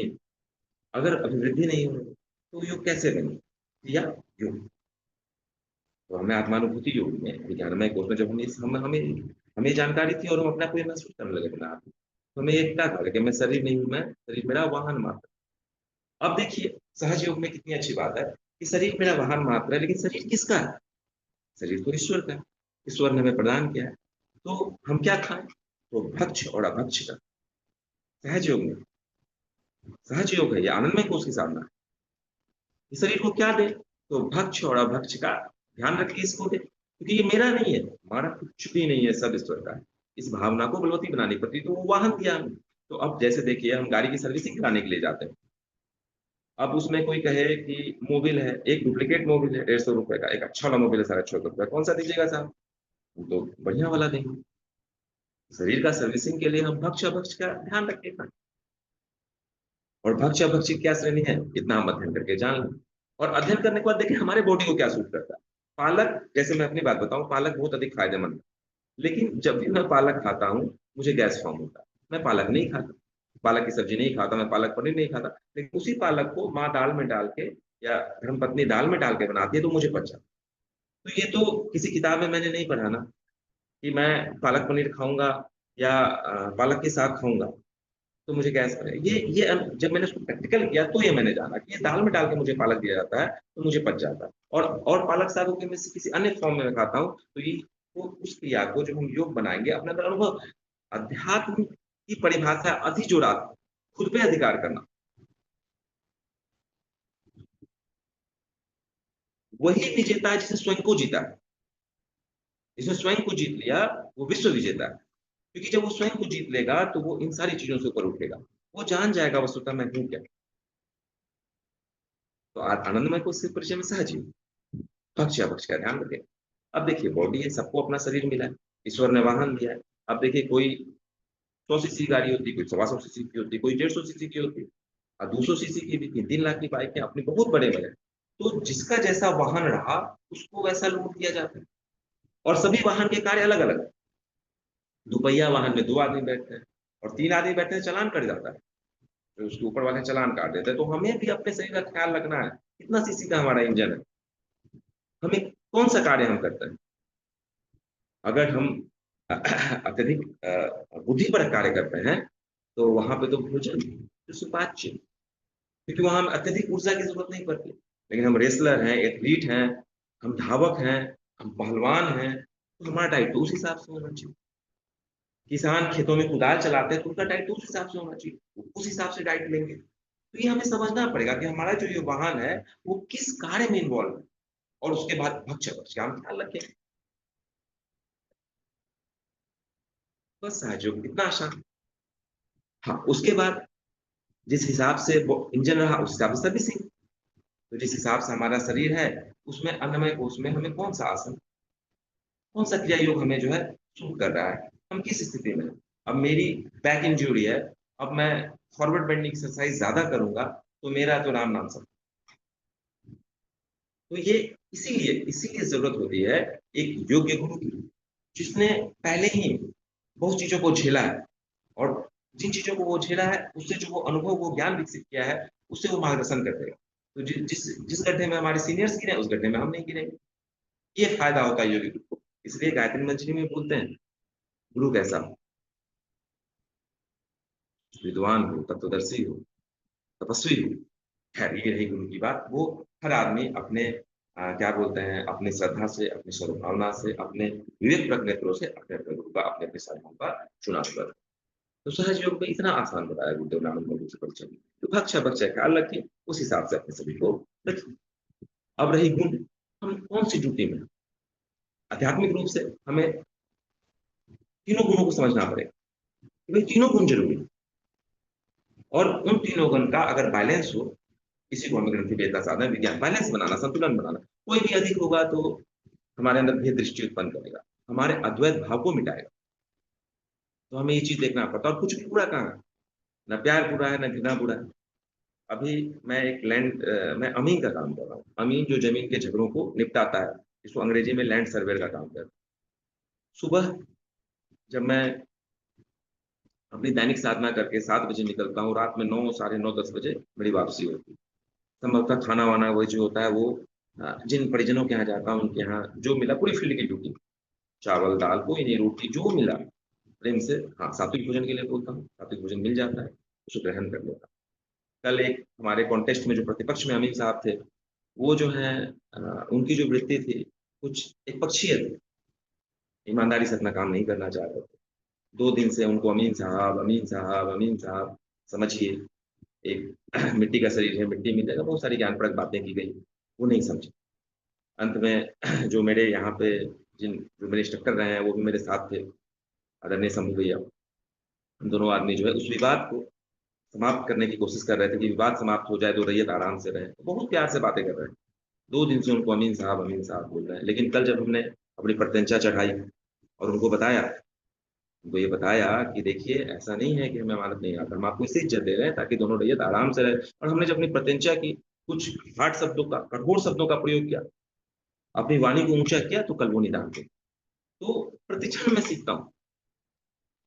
प्रतिंच वहाँ 2 रैयतों के बीच की जो लड़ाई थी, उसका कारण एक टेक्निकल आदमी था जो उनको भ्रामक स्थिति उत्पन्न कर दिया। तो संसार में जो भी ऐसे लोग हैं जिनके पास जिन्हें परमपिता परमात्मा ने अनुदान दिया है, ज्ञान भी हमारा नहीं है, हम इस भ्रम में ना जिएँ कि हमें 2 शब्द आ गया तो वो कुछ भी हमारा नहीं, सब ईश्वर का है। इस भाव को जीना पड़ेगा, इस भाव को मानना पड़ेगा और वो हमें किस लिए मिला है? वो हमें इसलिए मिला है कि स्वयं को जानना। मतलब बाबूजी ने इतने सरल शब्दों में ग्राह्य बनाया हमें कि मतलब कहते हैं ना कि जैसे दूध है, दूध को एकदम एक बूँद घी बना के और हमारे अंदर पिरोने का काम किया। हमारे अंदर पिरोने का काम किया, तो बड़ा अच्छा बताया कि अध्यात्म का 2 आयाम बताया, स्वयं को जानना और संसार को स्वर्ग बनाना। इसी चीज़ को आनंदमय कोश के परिचय में गुरुदेव ने लिखा है, सिद्धांत पूर्ण जो है आपका सिद्धांतमय जीवन और कर्तव्यपूर्ण कार्यक्रम। यही चीज़ है, प्रतिक्षण एक-एक शब्द यहाँ अगर कोई मेरे को कोई अगर ह्रास वर्ड बोल रहा है हमारी सब वो भी गुरु है, वो भी कुछ ना कुछ सिखाने आया है। अगर हम ऐसी चीज़ों को लेंगे, तो हम आनंदमय कोश का अनुभव कर पाएँगे। तभी हम इन चीज़ों को समझ पाएँगे। पता नहीं शब्दों में व्यक्त कर पा रहा क्योंकि हर व्यक्तित्व की स्थिति अलग-अलग है, हर व्यक्तित्व की परिस्थिति अलग-अलग है, सबका संग्राम अलग-अलग है। मैंने एक छोटी सी कल बात बताई कि 2 दिन से 3 दिवस तक पंथ मांगते रघुपति सिंधु किनारे, बैठ पढ़ते रहे छंद अनुनय के प्यारे-प्यारे। उत्तर में जब एक शब्द उठा लिए मिसाइल, तो फिर वो बोला प्रभु जी रास्ता है आप निकलिए। तो इसका ये मतलब नहीं है, हमें ये चीज़ समझना होगा कि कहाँ हमें अस्त्र उठाना है, कहाँ हमें अस्त्र रखना है। और फिर वही चीज़, वही जो रैयत थे, जब उनके अमीन साहब बात नहीं मान रहे थे, हमने हाथ जोड़ के बोला कि देखिए, हो सकता है क्योंकि हम भगवान तो हैं नहीं, गलतियाँ हमसे भी हो सकती है। आप हमसे भी यदि कोई क्वालिफाइड लैंड सर्वेयर हो, उनको बुलाइए। हम हाथ जोड़ के क्षमा चाहते हैं कि जिस अमीन साहब को बुलाए हैं आप, वो हमसे तालमेल नहीं बिठा रहे हैं और हमारे हिसाब से वो गलत काम कर रहे हैं। तो आप अगर हमें मंज़ूर नहीं कर रहे हैं, तो आप किसी हमसे भी क्वालिफाइड आदमी को बुलाइए और इस चीज़ की जाँच करवाइए। हाथ जोड़ के हम हाथ जोड़ के हालाँकि उनकी शिक्षा का स्तर वो नहीं था, लेकिन उनकी आत्मा को छूना था। हमने कहा हमें और जो हमारे इंस्ट्रक्टर हैं वो 30 साल से इस विधा का अभ्यास कर रहे हैं। हम दोनों आदमी हाथ जोड़ के बोले कि ऐसा है, चाचा मतलब जो जिस उम्र के रहते हैं वैसे संबोधन करते हैं। चाचा जी आप लोगों से नम्र निवेदन है कि आप किसी अच्छे आदमी को बुलाइए, शायद हम लोग अपनी बात आप लोगों को समझा नहीं पा रहे हैं। और वो बात उनके दिल को छू गई और उन्होंने अपने ही को बोला अगर आप सही काम नहीं कर सकते तो गलत काम नहीं करो। इन सारी बातों का बताना का एकमात्र ये चीज़ बात है कि हर एक सिद्धांत का अपना-अपना जगह है, हमें कहाँ करना है। इसीलिए हमें अरह स्वाध्याय करके अपने तर्कस में इतने सारे तीर रखने हैं कि हर जगह कभी-कभी मुझे फ़ोन आते हैं और पूछते हैं ऐसा क्यों, ऐसा क्यों, ऐसा क्यों? तो मैं यही बोलता हूँ, आपने क्या किया? मैंने बोला मेरे जीवन में ये अस्त्र था मैंने उसको चलाया, आपको अपने जीवन के अस्त्र को चलाना पड़ेगा। कोई अग्न्यास्त्र चला रहा है तो हमें वरुणास्त्र चलाना पड़ेगा। हमें ये देखना पड़ेगा कि ये कैसे इस ये जो स्थिति आई है, जो परिस्थिति आई है, ये जो उन्मूली भाव एक बोलते हैं ना अनमनी भाव, उस भाव में हमें जाने के लिए अपने अंदर ही सारे वो औज़ार रखने पड़ेंगे और इसी चीज़ को तन्मात्रा साधना में शब्द, रूप, रस, गंध और स्पर्श और मन में को विजेता करने वाली साधना और सबसे हो सकता है किसी को शब्द प्रभावित करती है, किसी को रूप प्रभावित करती है और जब तक ये प्रभावित करते रहेंगे, ये कोई ख़ास चीज़ें हम पे प्रबल होती रहेंगी, तब तक जो है हम उन ची वो हमें प्रभावित करेगा। अगर किसी की शब्द हमें अत्यधिक सुख पहुँचाने लगे, अत्यधिक दुःख पहुँचाने लगे, तो फिर हम कहाँ आनंद महसूस कर सकते? हम फिर तो हम उस भाव में जीने लगे। किसी के सद्गुण, दुर्गुण हमें अगर ज़्यादा प्रभावित करने लगे या हमारे मानसिक शांति को उद्विग्न करने लगे, तो हम कहाँ आनंद महसूस कर? हमारा शरीर है, वो कर्म करेगा, लेकिन हमारे अंदर का जो भाव है, इसी चीज़ को हमारे प्रबुद्ध शिक्षक से बाबूजी ने कहा डॉक्टर के भाव से ऑपरेशन करना। तो जब 2 ऑपरेशन होता है, यहाँ समझने वाली बात है, 2 मतलब वाइस वर्सा ऑपरेशन। संसार में भी ऑपरेशन चलता रहता है और अपने अंदर का भी ऑपरेशन करना पड़ता है। अपने को श्रेष्ठ मानना, सामने वाले को छोटा समझना, इससे बड़ा कोई द्वैत भाव है ही नहीं। इससे बड़ा कोई द्वैत भाव हो ही नहीं सकता कि हम स्वयं को श्रेष्ठ मानें और सामने वाले को नहीं। तो 2 ऑपरेशन करना पड़ता है। एक स्वयं के अंदर भी कैंची चलानी पड़ती है और बाहर और स्वयं के अंदर ज़्यादा धारदार कैंची चलानी पड़ती है। इसी चीज़ को गुरुदेव ने बताया, अपने लिए कठोरता, दूसरों के उदार। और जब हम स्वयं की आदतों को मतलब बैड हैबिट्स को या ऐसी कोई ग्रंथि को जब हम स्वयं भेदना कोशिश करते हैं ना, जब हम स्वयं भेदने की कोशिश करते हैं, तो हमें पता चल जाता है कि जब जिस जिस जो शरीर मेरा वाहन है, जो गुण जो गुण है मेरा अस्त्र है, प्राण मेरे अस्त्र है, जो मन मेरा सेवक है, हम इस बात को जानते हैं फिर भी अपनी जब गंदी आदतों को या बुराइयों को किसी ग्रंथि को भेदने में हमें कितना प्रचंड पुरुषार्थ करना पड़ता है, तो सामने वाले के शब्द, रूप, रस, गंध, स्पर्श से आपको कोई दिक्कत नहीं होगी। आप जान जाएँगे कितना कठिन कार्य है या मैं जान जाऊँगा ये कितना कठिन कार्य है। जो व्यक्ति साधक है, जो आदमी अंदर और बाहर दोनों ऑपरेशन करता है, वो इस बात को भली-भाँति समझ जाएगा। फिर वो कभी शिकायत नहीं करेगा, किसी की शिकायत नहीं करेगा और कभी नहीं करेगा। क्योंकि वो ये जानता है इसी चीज़ को बाबूजी ने कितनी बार कहा है, जन्म-जन्म मुनि चितन कराई। लेकिन ये बात अदम्य विश्वास के साथ, पूर्ण निष्ठा के साथ मैं कहता हूँ कि ये साधना ऐसी है, इसको जो भी करेगा मेरे अंदर तो कर्म वासना इतनी गहन है कि मतलब मैं बिल्कुल मज़दूर टाइप का इंसान हूँ। मज़दूर, मैं मतलब जी-तोड़ मेहनत करता हूँ। जितनी मेरी ताकत है मैं उतनी मेहनत कर रस आता है मुझे मेहनत करने में। तो मैं अपने आप को शूद्र वर्ण में से होता है ना मतलब लोगों की रुचि के हिसाब से जो वर्ण होते हैं, उस हिसाब से अगर आप मुझे रखेंगे, तो मैं बिल्कुल किसान टाइप का आदमी हूँ, धरती खोदने में मतलब वही मुझे लगता है उसी में आता है। खेत की मेड़ों पे बैठ के, वहाँ अपनी छोटी-छोटी बातों से किसानों का वही रस आता है मुझे। उस टाइप का मैं बिल्कुल श्रमिक श्रमिक आप मुझे श्रमिक समझ सकते हो। तो मुझ जैसे श्रमिक को अगर आनंद की अनुभूति कराने वाली कोई साधना है, तो वो गायत्री पंचकोशी साधना है। जितने मतलब मुझे शब्द तो रूप, रस, गंध, स्पर्श तो नहीं, मुझे सबसे अधिक शब्द परेशान किया है। उ उन उन उस आयाम को बेधने में अगर किसी ने मेरी मदद की है तो गायत्री पंचकोश साधना और आशीर्वाद आप सभी का।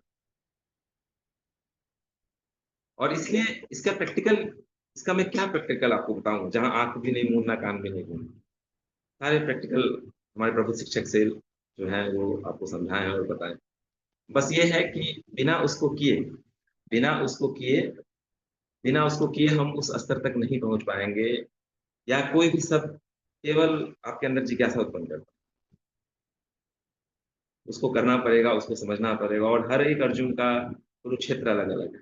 बट एक बात समझने वाली मैंने अच्छा क्या पाया कि संसार में कष्ट और संघर्ष, गोली खा के, कितना चूर करवा के मेरे को एक बात तो समझ में आया कि दुःख भगवान अपनों को देते हैं।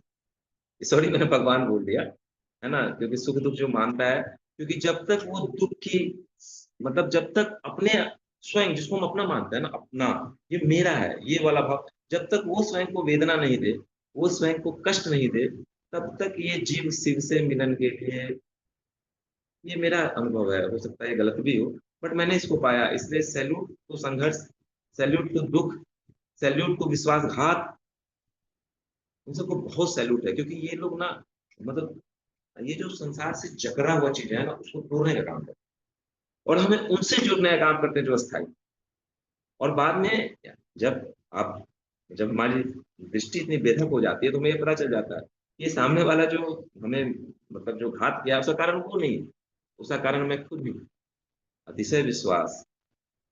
इसीलिए तो हमें गुरुदेव ने कहा ना विवेक, जैसे गायत्री के 10 महाश्लोक में 2 दृष्टि, प्रावलंबन, भय, क्षुद्रता, एक शब्द गुरुदेव के अपने आप में एक ग्रंथ है, क्योंकि सबको हम बेचते चले जाए ना, एक सबको साधना जीवन साधना बन सकती है। तो दो सुख दृष्टि को कौन मिटाएंगे साहब, कौन मिटाएंगे? विवेक, प्रज्ञा दृष्टि, सद्ज्ञान। और ज्ञान सद्ज्ञान में कब बदलेगा? एक शब्द गायत्री महाविज्ञान का, या मैं थोड़ा भुलक्कर हूँ, भूल जाता हूँ कब कब कहाँ पढ़ा, इसलिए अगर होगी तो भूल चूक माफ कर दीजिएगा। उसमें एक लिखा था कि अनुभवहीन ज्ञान जिसको जानकारी कहते हैं, वो भारवाही गधे के समान। तो खूब किताब उताब पढ़ते थे और ग्रंथि में फंस जाते थे। तब पता चला कि नहीं, ज्ञान तो पूरा मॉल पड़ा है। उसको जब तक हम कर्म की, कहते हैं ना, त्रिवेणी है, त्रिवेणी, ज्ञान कर्म अनुभव, जब तक गंगा यमुना का मिलन नहीं होगा, इरा पिंगला, शिव और जीव की बात होती है ना। अगर चैतन्यता, इरा अगर शिव को भूल दिया जाए तो पिंगला जो है जीव भाव। अगर शिव जो है उस चैतन्य से को बोल दिया जाए तो शक्ति ऊर्जा उन्हीं की शक्ति है। और आनंद पाने के लिए इन दोनों का अवर्षणीय का जरूरी है। और संतुलन इसमें बहुत ज्यादा इंपॉर्टेंट रोल प्ले करता है। इसलिए हम जो कुछ भी पढ़ते हैं उसको अप्लाई करो।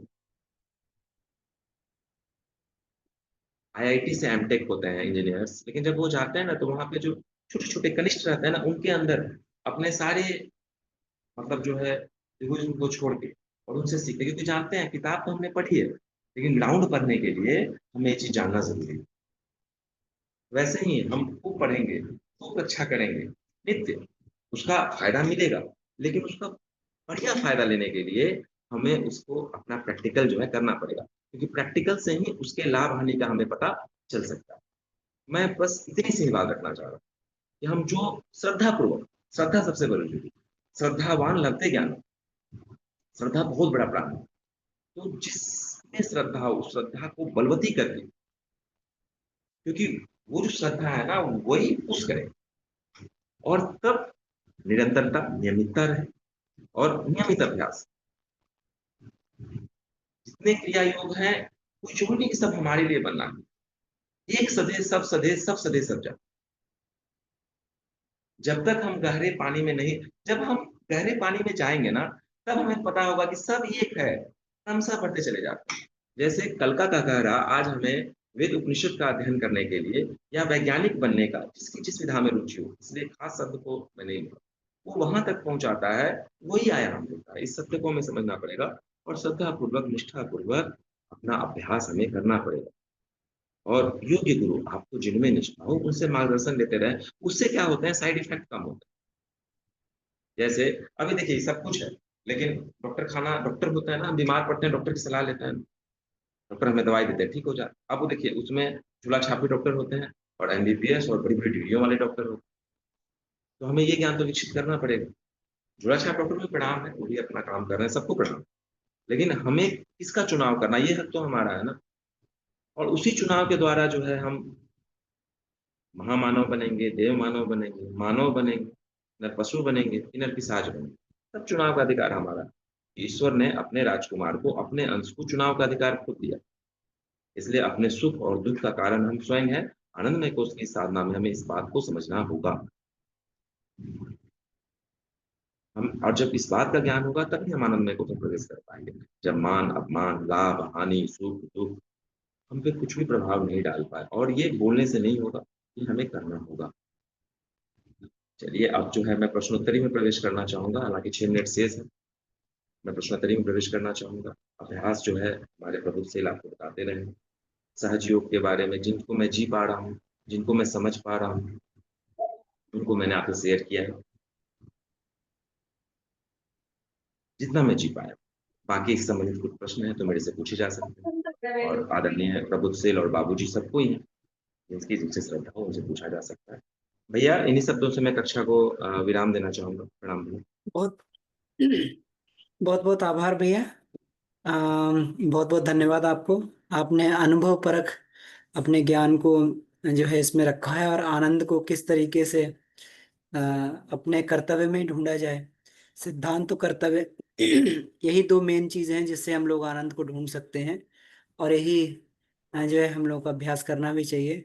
बहुत सुंदर भैया, बहुत ही प्रभावकारी कक्षा थी आज की, और जैसे आपकी हमेशा रहती भी है। शब्दों का सही चयन प्लस आपके अनुभव का, प्लस गुरु जी का जो ज्ञान है, तो अद्भुत समन्वय था और बैलेंस्ड समन्वय था। बहुत बहुत आभार इसके लिए। आगे जी। भी आपसे ये रहेगा कि आगे भी आपके जो अनुभव का लाभ मिलता रहे। तो हम लोग चलते हैं बाबूजी के पास। में मेरा निवेदन है बाबूजी से। जी बाबूजी प्रणाम। तो बाबूजी का आशीर्वाद हमें प्राप्त हो। बाबूजी आप कृपया हम लोग के बीच में आए। और अब हम लोग जो है प्रश्नोत्तरी सेशन में आते हैं। हम्म, विष्णु जी को प्रणाम, अमन जी को प्रणाम, बाबूजी सभी प्रणाम। पार्टिसिपेंट्स को प्रणाम जी। चलिए, शानदार इंटरप्रिटेशन रहा कक्षा का, और अनुभवी रिसर्च स्कॉलर हैं विष्णु जी। बाबूजी तो आवाज नहीं आ रही है स्पष्ट। थोड़ा कम हेलो, बाबूजी आ रही है। थोड़ा कम हेलो, आ। कम आ रही है? हाँ। रुकिए, एक बार फिर कर लेते हैं, उसको ऊपर नीचे करना होता है। एल जी वीडियो कौन सा निकालना?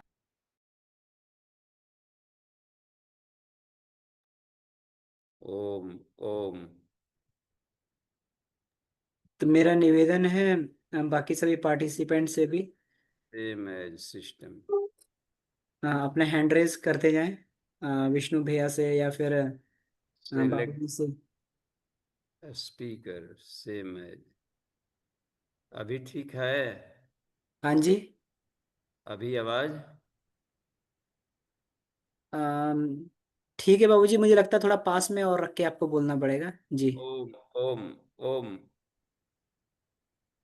ओम नहीं है, ओम। जी जी जी। हेलो तो हेलो। बाबूजी कोई बात नहीं, काम चला लेंगे।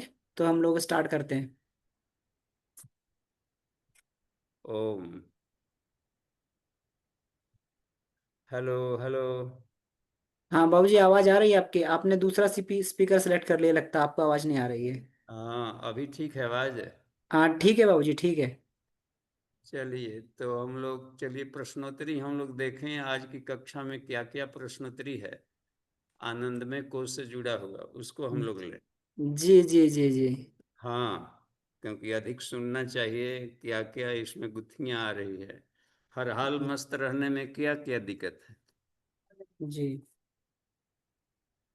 आनंदमय कोश की साधना यानी हर हाल मस्त रहने की साधना।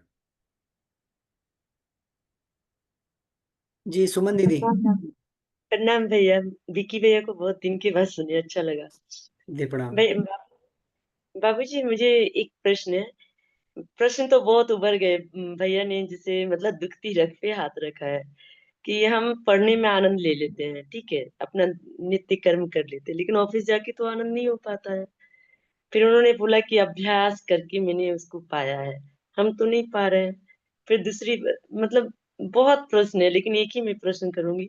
जैसे भगवान ने मनोविनोद के लिए ये संसार बनाया, तो वैसे ही हमको भी, अगर हम भगवान के बच्चे हैं तो परम पिता की संतान है, तो मनोविनोद के लिए ही हमें भी अपनी मतलब रोल प्ले करना चाहिए। ये नहीं हो पा रहा है बाबूजी, कितना भी ट्राई करे। और अगर सेम लेवल का आदमी हो ना तो बोल सकते हैं। इवन हम लोअर लेवल, मेरे इस केस में होता है, हम लोअर स्केल को भी हम नहीं कुछ कर पाते हैं, और अपर स्केल को तो कुछ कर ही नहीं सकते हैं बैंक में। तो लाइफ तो पूरी तरह अनबैलेंस्ड होता है। तो ठीक है, स्वाध्याय वगैरह करते हैं तो आनंद मिलता है, खुश होते हैं, लेकिन वहां जाकर तो लगता है जैसे कहाँ गायब हो गया। तो इस पर थोड़ा सा मुझे प्रकाश चाहिए। प्रणाम बाबूजी, धन्यवाद। तो विष्णु जी, आप बताइए इनका समाधान। आपका क्लास है जी। हाँ दीदी प्रणाम। दीदी, अ, जब आपने बैंकिंग की परीक्षा पास की होगी ना, तो उसमें लाखों की संख्या में परीक्षार्थी बैठे होंगे, और आपने अपने मेरिट से साबित किया था कि मैं रेस में आगे हूँ।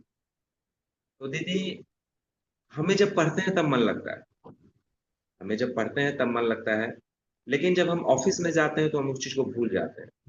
एक चीज आप कोशिश कीजिएगा दीदी, हम भूलते किसको हैं? जिसको हम प्रायोरिटी, प्राथमिकता नहीं देते। हम प्राथमिकता जिन चीजों को नहीं देते हैं उन्हीं चीजों को भूलते हैं। अगर हम उसको प्रायोरिटी देंगे, प्राथमिकता देंगे, इसलिए श्रद्धावान लभते ज्ञान। हमें अपने श्रद्धा नामक प्राण को, अब देखिए दीदी, श्रद्धा, श्रद्धा जो एक शब्द है, एक बहुत बड़ा आयाम है दीदी। आप इस स्थिति को समझने में ज़रूर सक्षम हैं कि हमें कोई चीज़ मिल नहीं पा रहा है, तो वहाँ 2 चीज़ का अभाव हो सकता है। एक सही डायरेक्शन, दूसरा पुरुषार्थ। एक बहुत अच्छा प्रोवर्ब है, कहता है ना कि right time, right kick, right direction. अगर हमें गोल मारना हो, तो राइट टाइम, राइट डायरेक्शन में राइट किक राइट टाइम पे लगना चाहिए। तो अब हमें कब पता चलेगा हमारा राइट टाइम कब है? तो अगर हम अपना डायरेक्शन सही कर लें और अपना कर्तव्य करते रहें, इसी डायरेक्शन को गुरुदेव ने एक शब्द में डाला है, सिद्धांतमय जीवन। हम अपना दिशा चुन लें, पहली बात। और दूसरा, अनवरत दीदी, श्रद्धापूर्वक। जैसे मैं बताया दीदी, मैं तो मजदूर टाइप का आदमी हूँ। मुझे तो किसानों के बीच, श्रमिकों के बीच, और वहीं जाके अगर आप मेरे से पूछोगे ना कि विक्की आप परमार्थ के लिए क्या करते हो, तो मैं यही देखता हूँ, मेरी यही है कि जहाँ मैं रहूँ वहाँ चारों तरफ खुशहाली रहे, यही मेरा परमार्थ। उनके लिए जिन शब्दों का मुझे चुनाव करना पड़े, मैं उन शब्दों का चुनाव करता हूँ। उस लैंग्वेज को मैं सीखने की कोशिश करता हूँ कि जिनसे मैं यहाँ शांति की स्थापना कर पाऊँ। और इसलिए वन ऑफ द जो मतलब हमारे यहाँ सबसे अमीन, मैंने इस वर्ग को चुन लिया। घर-घर में विवाद, लाठी, फिसाद। मैं सुबह 7 बजे से लेके रात के साढ़े 9 बजे तक विवाद वाली जगह पे रहता हूँ दीदी। और मुझे लोग क्या-क्या नहीं बोलते, यहाँ तक बोलते सभी को मारूँगा अभी डंडे से। मैं बोलता हूँ बिल्कुल मैं बैठा हूँ, आप डंडा लेके आओ। तो कहने का मतलब है दीदी, मतलब राइट डायरेक्शन, राइट वे वो आपके पास है। अब हमेशा पुरुषार्थ करते रहिए दीदी। हमें असफलता केवल ये दर्शाती है कि सफलता का प्रयास पूरे मनोयोग से नहीं किया गया थी। और ये दीदी आपका छोटा भाई विक्की नहीं बोल रहा है। ये शब्द जो है गुरुदेव के लिखे गए, जो अक्षरशः सत्य है, इस बात को अनुभव करना पड़ेगा दीदी। और मैं आपको यकीन दिलाता हूँ दीदी कि जितनी दुःख आ रही है ना, आप इस बात को माने कि आप ईश्वर के उतना करीब जाएँगे। ये मेरा व्यक्तिगत अनुभव है। क्योंकि जितना संसार ने मतलब खोदा है, जितनी बार गिराया है, छलांग उतनी लंबी रही है दीदी, इस बात को मैं पाया हूँ। इसीलिए संसार के जितने भी ये है ना उठा-पटक, इसको तो मैं हाथ जोड़ के कहता हूँ, मेरे को पटकते रहो, क्योंकि जितना पटकते हैं मैं उतना ऊपर जाता हूँ। ये दीदी मेरा व्यक्तिगत अनुभव है दीदी। ठीक है भैया, अच्छा है, मैंने आपसे पर्सनली भी बहुत कन्वर्सेशन किया है और वो आपका क्लास में व्यावहारिक है। लेकिन आप जो बोल रहे हैं ना कि आपको 4th कैटेगरी में आप अपने आप को रखते हैं, मैं तो अपने आप को चारों कैटेगरी में रखती हूँ। मन करता है 2-4 थप्पड़ लगाऊँ, इवन जीएम को लगाऊँ। ये तो ओपन क्लास है, बाबूजी बोलते हैं कि स्पिरिचुअलिटी में कुछ भी छिपा नहीं है। लगता है जीएम को जाऊँ और 2-4 थप्पड़ लगाऊँ, नहीं कर सकते हैं वो, और तब मन जानती बहुत हैं दुखी। दीदी, देखिए दी तो ऐसा वैसे इसलिए होता है ना, ऐसा इसलिए होता है कि हम एक गोल सेट कर लेते हैं अपने माइंड में, कि हम ये करेंगे तब सफल होगा। ये चीज़ मुझे मिल जाएगा ना तब मुझे सफलता मिलेगी। और मैंने अपना माइंड सेट क्या किया है कि जो भी हेलो। परिस्थिति मेरे सामने आ रही है वो ईश्वर मेरी प्रगति के लिए बना रहा है। मैंने दीदी इस माइंडसेट को ही खत्म कर दिया है कि मेरे लिए क्या अच्छा है, क्या बुरा है। मैं क्या करता हूँ, ये परिस्थिति मेरे पास आई, ये परिस्थिति ईश्वर ने मुझे आगे बढ़ने के लिए जो कुछ छोड़ा है वो मुझे आगे बढ़ाएगा दीदी। मैं इसी बात को अपनी मानसिकता बना लिया हूँ, आप जो समझे। मैं इसी बात को अपनी मानसिकता बनाया हूँ कि हर एक क्षण ईश्वर मेरे लिए केवल प्रगति का माध्यम बन रहा है। कोई मेरे को गाली भी दे रहा है ना अपने शब्दों में, अपने उसमें, वो मेरे को प्रगति देगा। और दीदी आसान हो गया जीना, सच शब्दों में आपको बताऊँ। और ऐसा नहीं है कि मुझे पटकनी नहीं मिलती, लेकिन जितनी पटकनी मिलती है उतनी लंबी छलांग होती है दीदी। क्योंकि हमेशा खुद को भेदा है, सामने वाले को भेदने में यकीन नहीं रखता है। ऑपरेशन मैंने धारदार कैंची अपने अंदर चलाई है दीदी, और जितनी धारदार कैंची चलाई है उससे एक फायदा हुआ है कि बाह्य मौन सधा है। क्योंकि हमेशा मैंने खुद को ही दोषी पाया है, मैं क्या बताऊँ दीदी आपको। मैंने जब भी स्वयं को भेदा है, हर एक स्थिति के लिए केवल मैं कारक हूँ। बाहर बाहर तो केवल मेरा ही, अंदर जो है वो बाहर रूप लेके आ जा रहा है। जी विष्णु जी, आगे भी प्रश्न है, उसको जी, देखते जी। हैं। फिर से बातचीत करेंगे सुमन दी का। देखिए जी, जी उसमें बाबू। जो आनंद खंडित होता है, तो अखंडित रहने के लिए नाद बिंदु की कला की साधना है। इसी को हमें समझना है कि ऑफिस में कैसे इस कला साधना को देखें। जो भी दृश्य दिखाई पड़ा, ध्वनियां सुनाई पड़ी है, बस इन्हीं इन्हीं के साथ हम अपने आप को सेट नहीं कर पा रहे। चाहे बॉस हो या स्टाफ हो, सब दृश्य हैं, बस उड़ते हुए बादलों के टुकड़े हैं सब। तो किस ढंग से तत्व दृष्टि से देखा जाए कि हमारी आनंद है, और कला होता है आनंद के लिए, कलाकार आता है आनंद दिलाने के लिए। कला क्षेत्र बना ही गया है एंजॉय के लिए, और संसार की कला को देखकर हम एंजॉय नहीं ले पा रहे हैं। तो इस पर विचार किया जाएगा कि हर दृश्य को देख के कैसे आनंद है। ठीक है, नेक्स्ट हम देखते हैं, मिश्रा जी का है शायद। जी, जयशंकर मिश्रा। हाँ भाई जी प्रणाम। जी प्रणाम। विष्णु भैया को प्रणाम। बहुत अच्छी सारगर्भित कक्षा रही है भैया की। भैया मेरा प्रश्न जो है व्यक्तिगत ये है कि जब भी किसी व्यवहार से हम असंतुष्ट होते हैं तो एक मतलब साइलेंस, एक मौन हो जाता है। एक आवरण जो है उसके मेरे मन में कोई भाव उसके प्रति नहीं पैदा होता, लेकिन एक दुराव मतलब एक दूरी मैं बना लेता हूँ भैया। और उसमें जो है सामने वाला भी इरिटेट होता है, मतलब ये उससे बातचीत करना मेरा बंद हो जाता है। हम ये आइसोलेशन वाली सिचुएशन होती है। अक्सर महसूस होता है कि ये अंदर से फीलिंग आती है कि ये गलत है, लेकिन एट प्रेजेंट टाइम वो चीजें घटित होती हैं। तो इससे कैसे निकलें? दूसरा मेरा प्रश्न है कि मनोमय कोश की विसंगतियों से स्विच करके कैसे आनंदमय कोश में जाएं? जब मनोमय कोश भटका रहा हो तो उस समय आनंदमय कोश में कैसे इंटर हो जाए? तो प्रश्न है। दूसरा बाबूजी से। जी, तो भैया पहला प्रश्न जो आपने मेरे से किया, तो ऐसा मेरे साथ भी होता था। जब किसी व्यक्ति विशेष की सब मेरे को पीड़ा पहुँचाते थे, तो मैं मौन हो जाता था और उनसे नेचुरली है कि जब हमें किसी चीज़ में सुख नहीं मिलेगा, हम उससे दूर जाएँगे। तो हम किस भाव में जी रहे हैं, उस पे डिपेंड करता है ये। तो मेरे साथ भी ऐसा होता है। तो मैंने एक चीज़ यहाँ 2 शब्द में बाबूजी का मुझे आयाम दिया, वो है ड्यू रिस्पेक्ट। ड्यू रिस्पेक्ट जैसे गुड़ खाने के काम आता है, गोबर लिपने के काम आता है, मल में बल है। तो जब दोनों तरफ की खेती चलती है, ये तत्व ज्ञान विकसित करने से मेरे को पता चला कि हमें किसे कितना ड्यू रिस्पेक्ट देना है। सांप की जगह खलिहान में है, गाय की जगह घर में। किसको हमें कहाँ रखना है, जब ये तत्व ज्ञान विकसित कर लेते हैं, हम विवेक दृष्टि विकसित कर लेते हैं, तो हमें पता चल जाता है। और इसमें मैंने ये पाया, जब स्वयं को मैं साध रहा था, तो एक बहुत बड़ा अस्त्र था कि कितना भी दुराव हो, अगर सामने वाले को शब्दों के आवश्यक एक स्माइल कर देना, तो सामने वाला बर्फ की तरह मेल्ट हो जाता है। तो मैंने इसको इस जीवन में अपनाया कि मैं देखा कि कुछ व्यक्तित्व अगर मेरा मिसयूज कर रहे हैं, वो ये हमेशा ये चाहते हैं कि मेरा मिसयूज करे या मेरे से लाभ लेते रहे या मेरे को एज ए इंस्ट्रूमेंटल यूज करते रहें। तो मैंने उनके लिए जो है मुस्कान को अपनाया। मैं जब भी काम के लिए निकलता हूँ, तो चाहे वो कोई भी हो, चाहे वो मुझे अच्छा समझता हो या बुरा, उनकी भावना जैसे भी हो, मैं स्माइल छोड़ता हुआ जाता हूँ। और जब से ये स्माइल वाली वो टूल्स को साधा है ना, तब से सब कुछ बहुत बढ़िया है। सब ये है आपके इस प्रश्न का उत्तर। और मनोमय कोश का आपने बाबूजी से पूछा है, बाबूजी प्रकाश डालेंगे। प्रणाम भैया। मनो बहुत बहुत जी धन्यवाद। मिश्रा जी प्रणाम। देखिए मनोमय कोश के बाद आता है कॉस्मिक बॉडी का, हम लोग का विज्ञानमय कोश। तो मन विषयों की तरफ जा रहा है तो वो एक परिधि में घूमता है। जितने भी विषय हैं उसका एक परिधि है, उसका एक रेंज है, एक जुडिक्शन है। तो थोड़े से दायरे में रहने से ही मन में खींचता और तनाव आता है। उस दायरा को केवल बढ़ा दिया जाए तो विज्ञान में कोष में बदल जाता है। रेंज को सिर्फ बढ़ाना होता है। तो अब मान लीजिए कि बातचीत कर रहे थे और वो खिन्नता आ गई। खिन्नता आ गई तो इसमें निराश नहीं होना है। खिन्नता इसलिए आती है कि हम अनुशासन प्रेमी हैं, हम सत्वगुणी स्वभाव वाले हैं।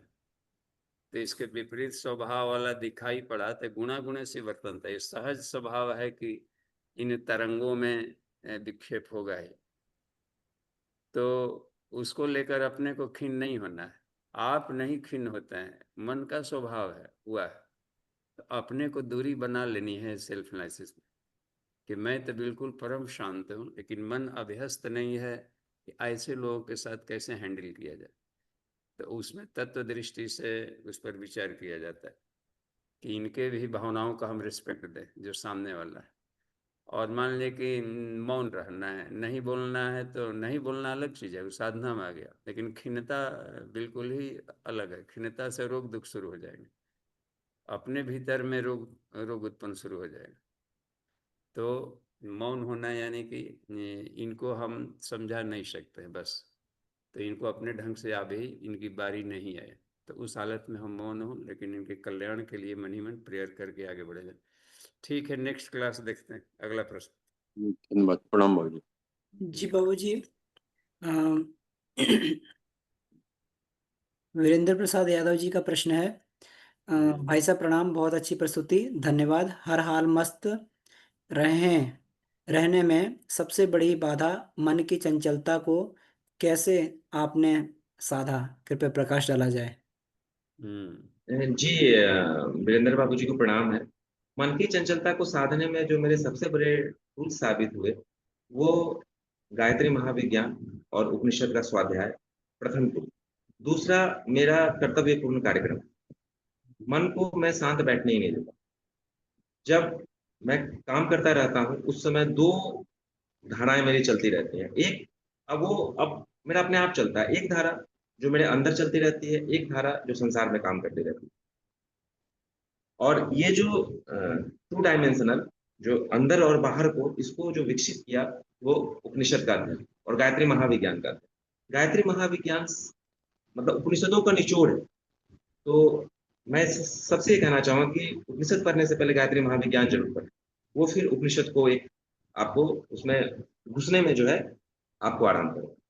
तो सुबह जो मेरी 1 घंटा की दैनिक साधना है, उसको करने के बाद जब तक मेरी आँख खुली रहती है, मैं अपना कर्तव्यपूर्ण कार्यक्रम करता रहता हूँ।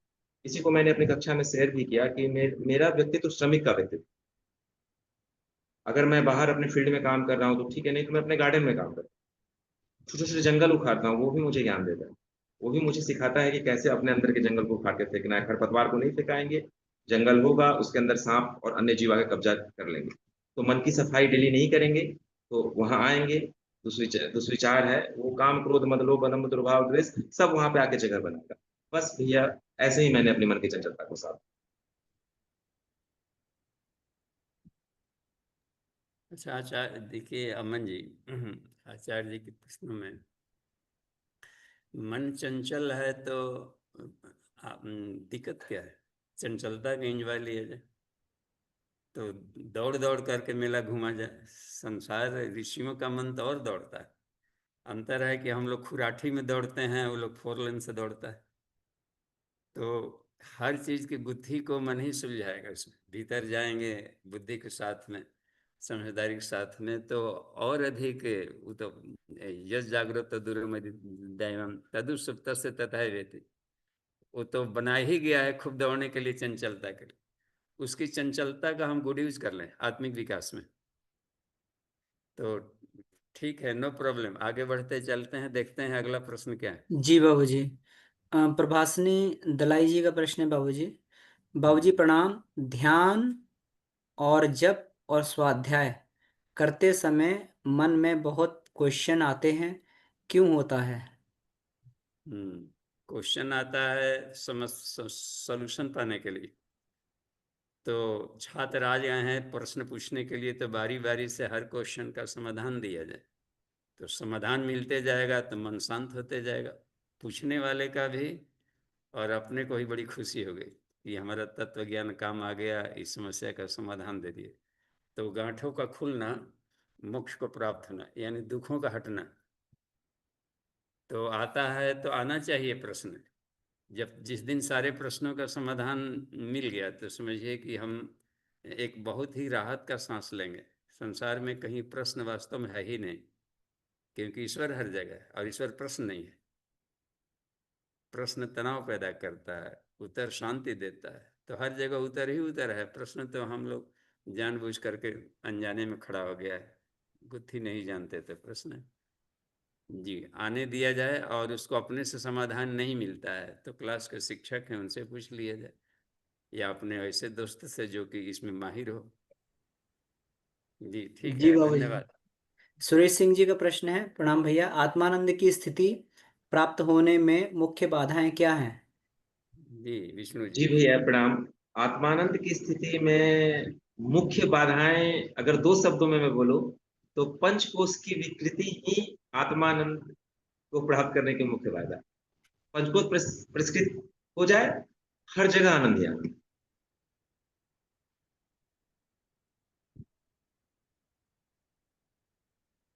जी भैया।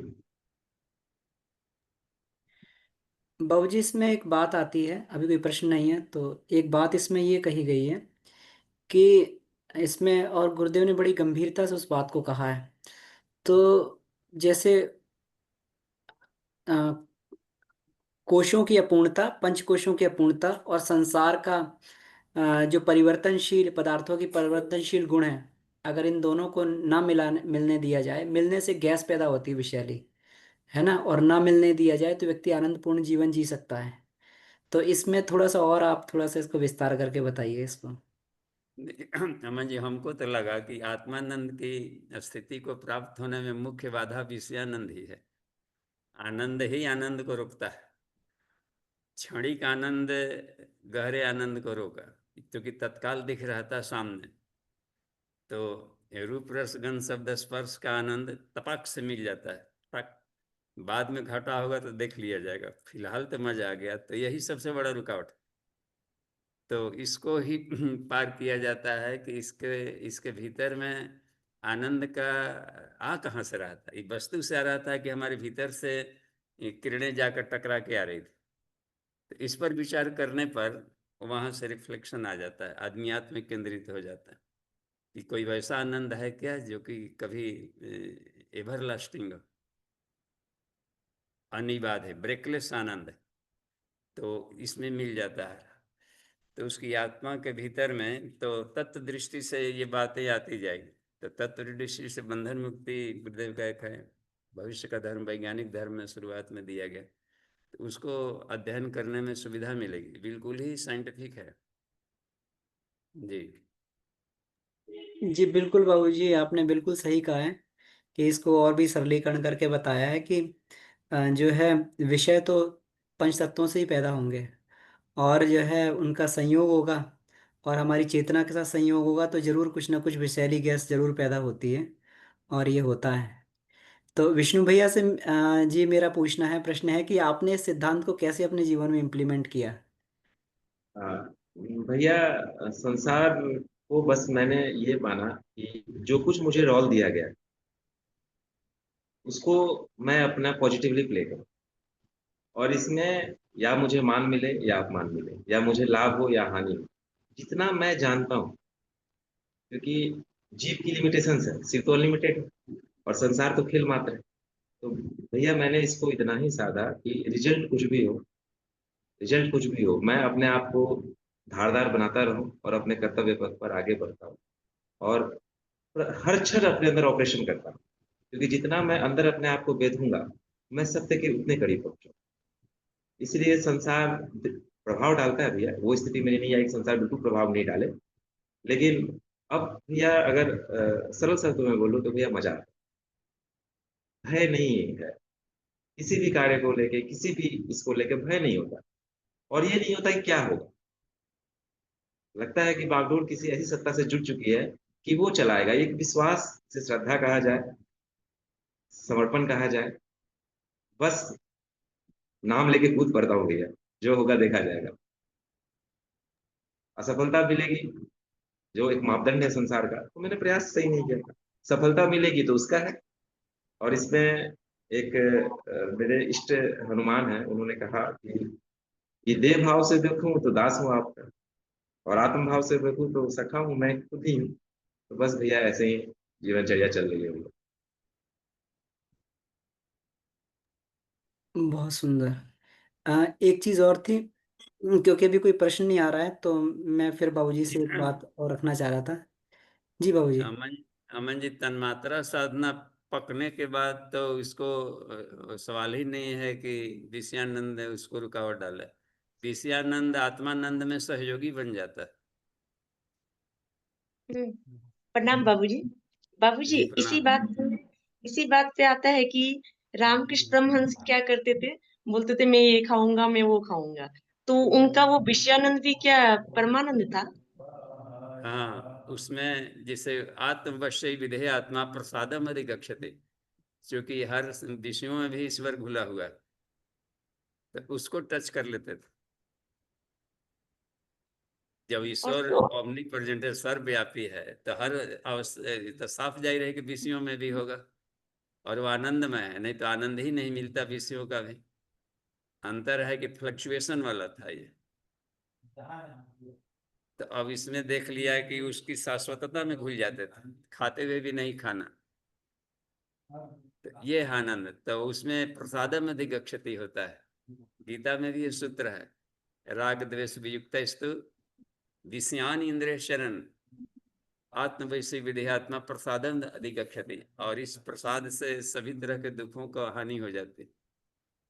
तो इसी को कहा जाता है स्थित प्रज्ञ होकर के हम संसार के विषयों का आनंद ले। तेन त्यक्तेन भुंजी था। तो विषय खराब नहीं, संसार का कोई भी पार्टिकल खराब नहीं। Art of taste, art of hearing, art of seeing, दृश्य जी। बट बाबू जी, वो तो रियलाइजेशन के बाद ही होगा आर्ट ऑफ स्पीच। बिना रियलाइजेशन का प्रैक्टिकल से रियलाइजेशन होगा और रियलाइजेशन से प्रैक्टिकल होगा। तो ये दोनों आपस में अनन्याश्रित है। पहले ये हो जाएगा तब हम नहीं, इसके करने से होगा। कर्मयोग से ही अनुभव मिलता है। प्रणाम बाबू जी, धन्यवाद। जी धन्यवाद। चलिए 9 मिनट है, जी कहीं से बातचीत हो सकती जी, आगे और प्रश्न है बाबूजी। सुरेश सिंह हाँ। भार्गव का प्रश्न है, आनंदमय कोश की कौन सी क्रिया योग प्रायोगिक रूप में सबसे सरल और सुगम है? हाँ जी तो आपको सबको अलग अलग लगता है, विष्णु जी को क्या लगा सबसे सरल? जी भैया, सबसे जो सहज योग है आनंदमय कोश का, जिसका गुरुदेव ने सहज योग, और उस सहज योग के दो पिलर्स हैं, स्तंभ हैं, सिद्धांतमय जीवन और कर्तव्यपूर्ण कार्यक्रम, जिसपे ही मैंने पूरी कक्षा पे जो है प्रकाश डालने की कोशिश। बाकी कला साधना में करता हूँ 5 तत्वों की, वो मेरा व्यक्तिगत है। लेकिन अगर आप, जो मुझे सार्वभौम लगा, जो मुझे सर्वग्राही लगा, वो सहज योग, आंख न मूंदो कान न रूंदो। आपको अमन जी कौन क्या अच्छा लगा? बाबूजी मुझे तो जो इसमें बात की है ना, कर्तव्यपूर्ण और सिद्धांतपूर्ण जीवन, जो बात कही है, तो मुझे लगता है इसमें वास्तव में जो है हाथों हाथ आनंद मिल जाता है कि अगर कर्तव्य भाव से कोई काम किया जाए तो उसके लिए जो है फिर फल के लिए प्रतीक्षा करने की आवश्यकता नहीं पड़ती है। सिद्धांत और कर्तव्य से जो है बिल्कुल हाथों हाथ आनंद मिलता है। जी बट बाबू जी, अमन भैया ठीक बोल रहे हैं और विकी भैया भी ठीक बोल रहे हैं, लेकिन हम तो फिर सेल्फिश हो गए। हमें तो तब गुरुदेव का वो सपना कहा गया कि मनुष्य में देवत्व का उदय और संसार में स्वर्ग का अवतरण। हम अपने आनंद में कैसे नेरो माइंड हो गया ना ये। मुझे आनंद मिलता है, ऐसा नहीं है कि मैं एकदम दुखी आत्मा हूँ, मुझे मिलता है, लेकिन जब एग्जैक्ट पॉइंट पे मेरे आंसू भी बहने लगते हैं, तो वैसे कंडीशन में क्या होगा? देखिए हमारे रास्ते में यहाँ पर अभी जहाँ योगा सेंटर है, जब नहीं बना था तो यहाँ कुछ पेड़ लगे थे और सुनसान जैसा एरिया था इधर। तो 3-4 हीरोइनची स्तर के उसमें थे और गांजा पी रहे थे कि हीरोइन पी रहे थे उसमें भर भर के। तो इतने आनंदित थे जैसे कि कोई ब्रह्मांडाधिपति पी रहा हो, और पी करके खींचते थे तो लगता था कि एकदम मैंने सारा उनका ब्रह्मांड हिल गया, और अनासक्त भाव से दूसरे को दे दे, ले लो यार सारा ब्रह्मांड अब तू ले लो। वो इतने मस्त थे और त्यागी हमको लग रहे थे, केवल उसके आनंद में अपने आनंद को हमने जोड़ लिया।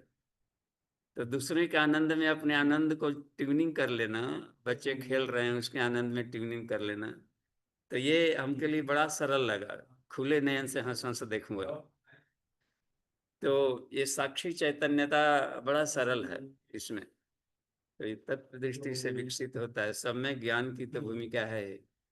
तो सारे संसार को, हर चीज को, ध्वनियों का आनंद लिया जाए, इसका आनंद ले, आनंद हमें लेने की कला सीख लेनी है, उसके इसकी इसकी मौलिक सत्ता को देखना। तो जितनी गहराई में जाएंगे तो ईश्वर मिलता है उसमें। हर अनाज हम अपने ही मस्ती में केवल क्यों खोए, दूसरे के मस्ती में अपनी मस्ती को केवल जोड़ देना है। चलिए एक भाई तो मस्त है, कुछ बच्चे खेल रहे हैं, आनंद ले रहे हैं, उसके आनंद के साथ अपने आप को ट्यूनिंग कर लीजिए। वाह, हर जगह आनंद ही दिख रहा है। प्रकृति अपने आनंद से, हवा अपने आनंद से दौड़ रहा है, आकाश देखिए अपने आनंद से है, ध्वनिया अपने आनंद से पोंपा बजाते हुए रोड पर। एक एक गजब का एक मस्ती इसमें घुला हुआ। ठीक है जी जी बाबूजी, ये ये Xiaomi करके ये इनका मोबाइल से है, इनका नाम तो नहीं लिखा, लेकिन इन्होंने लिखा ठीक है भैया, नंबर डाल देंगे विष्णु भैया का। विष्णु भैया ग्रुप में भी चाहे शेयर कर देंगे नंबर। भैया जी ग्रुप भैया, में डाल दीजिए ग्रुप में नंबर भैया। हाँ ठीक है ठीक है ठीक है। देखिए सुशील जी क्या है, थोड़ा सा बातचीत हो जाए तब लगता है जी क्लास पूरा हो गया। जी, ये 5 मिनट हैं अभी।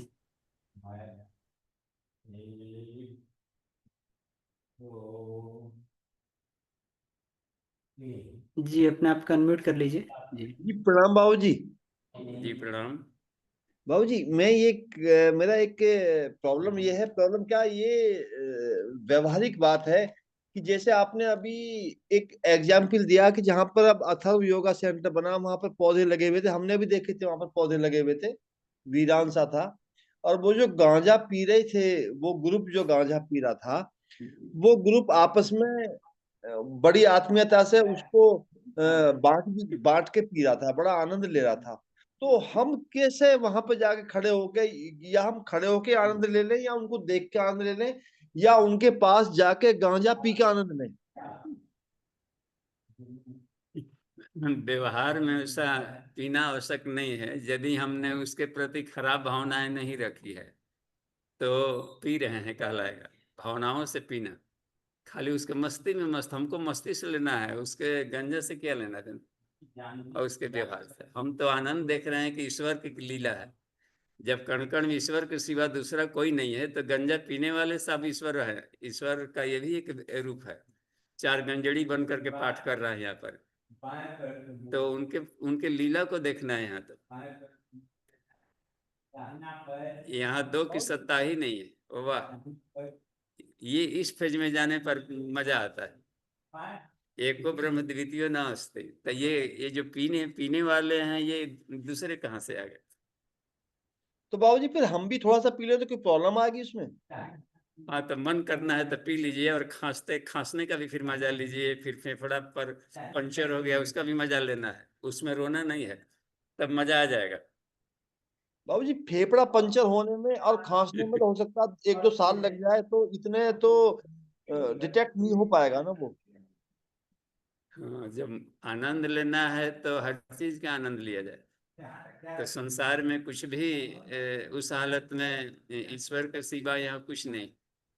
जब शिव जी हलाहल जहर पी लिए थे तो साफ है कि पॉइजन पचाने की भी क्षमता है तेरे शरीर में।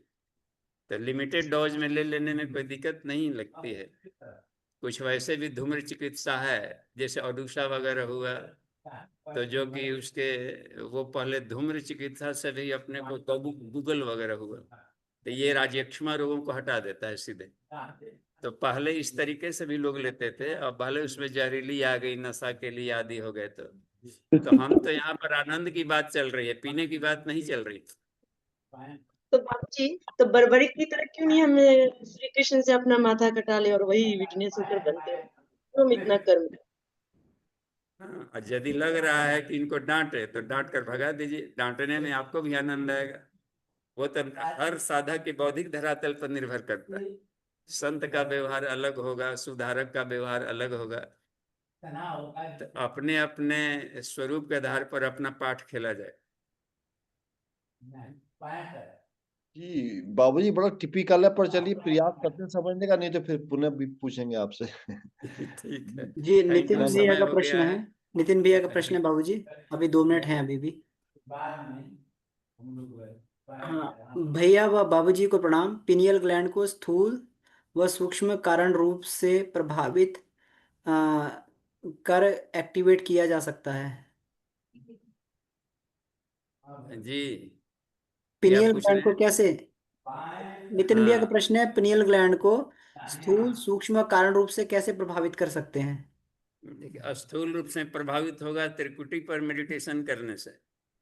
वहां पर अंगुष्ठ मात्र एवं पुरुषार्थ आत्मा का ध्यान किया जाए, और वहां उसका बीज मंत्र भी ओम का, तो जल्दी वो एक्टिवेट होता है स्थूल रूप से। और सूक्ष्म रूप से स्थल होता है कि हम तत्व दृष्टि से देखने का अभ्यास करें हर जगह।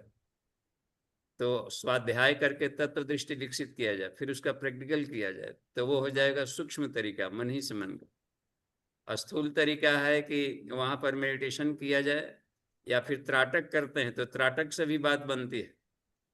त्राटक करेंगे तो दोनों आईबॉल के पीछे ऑप्टिक नर्व में खिंचाव आएगा, तो ऑप्टिक काइज्मा को क्रॉस करते हुए सीधे जाएगा वो। तो त्राटक करते समय सूर्य की आत्मा से अपनी आत्मा का संबंध जोड़ा जाए तो पिनियल ग्लैंड उसमें एक्टिवेट हो जाएगा।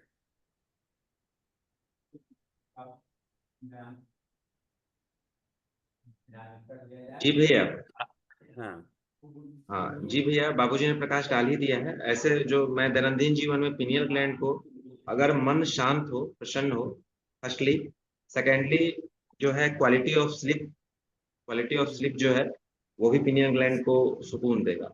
थर्डली जो अहरह स्वाध्याय है और उसका जो हम कहते हैं ना मनन मंथन और चिंतन, ये स्थूल सूक्ष्म और कारण तीनों रूप से उसको प्रभावित करेगा। ये व्यक्तिगत अनुभव है मेरा भैया। प्रणाम भैया। क्लास को ओवर किया जा सकता है। धन्यवाद सभी। जी जी। ओम शांति शांति शांति। सही।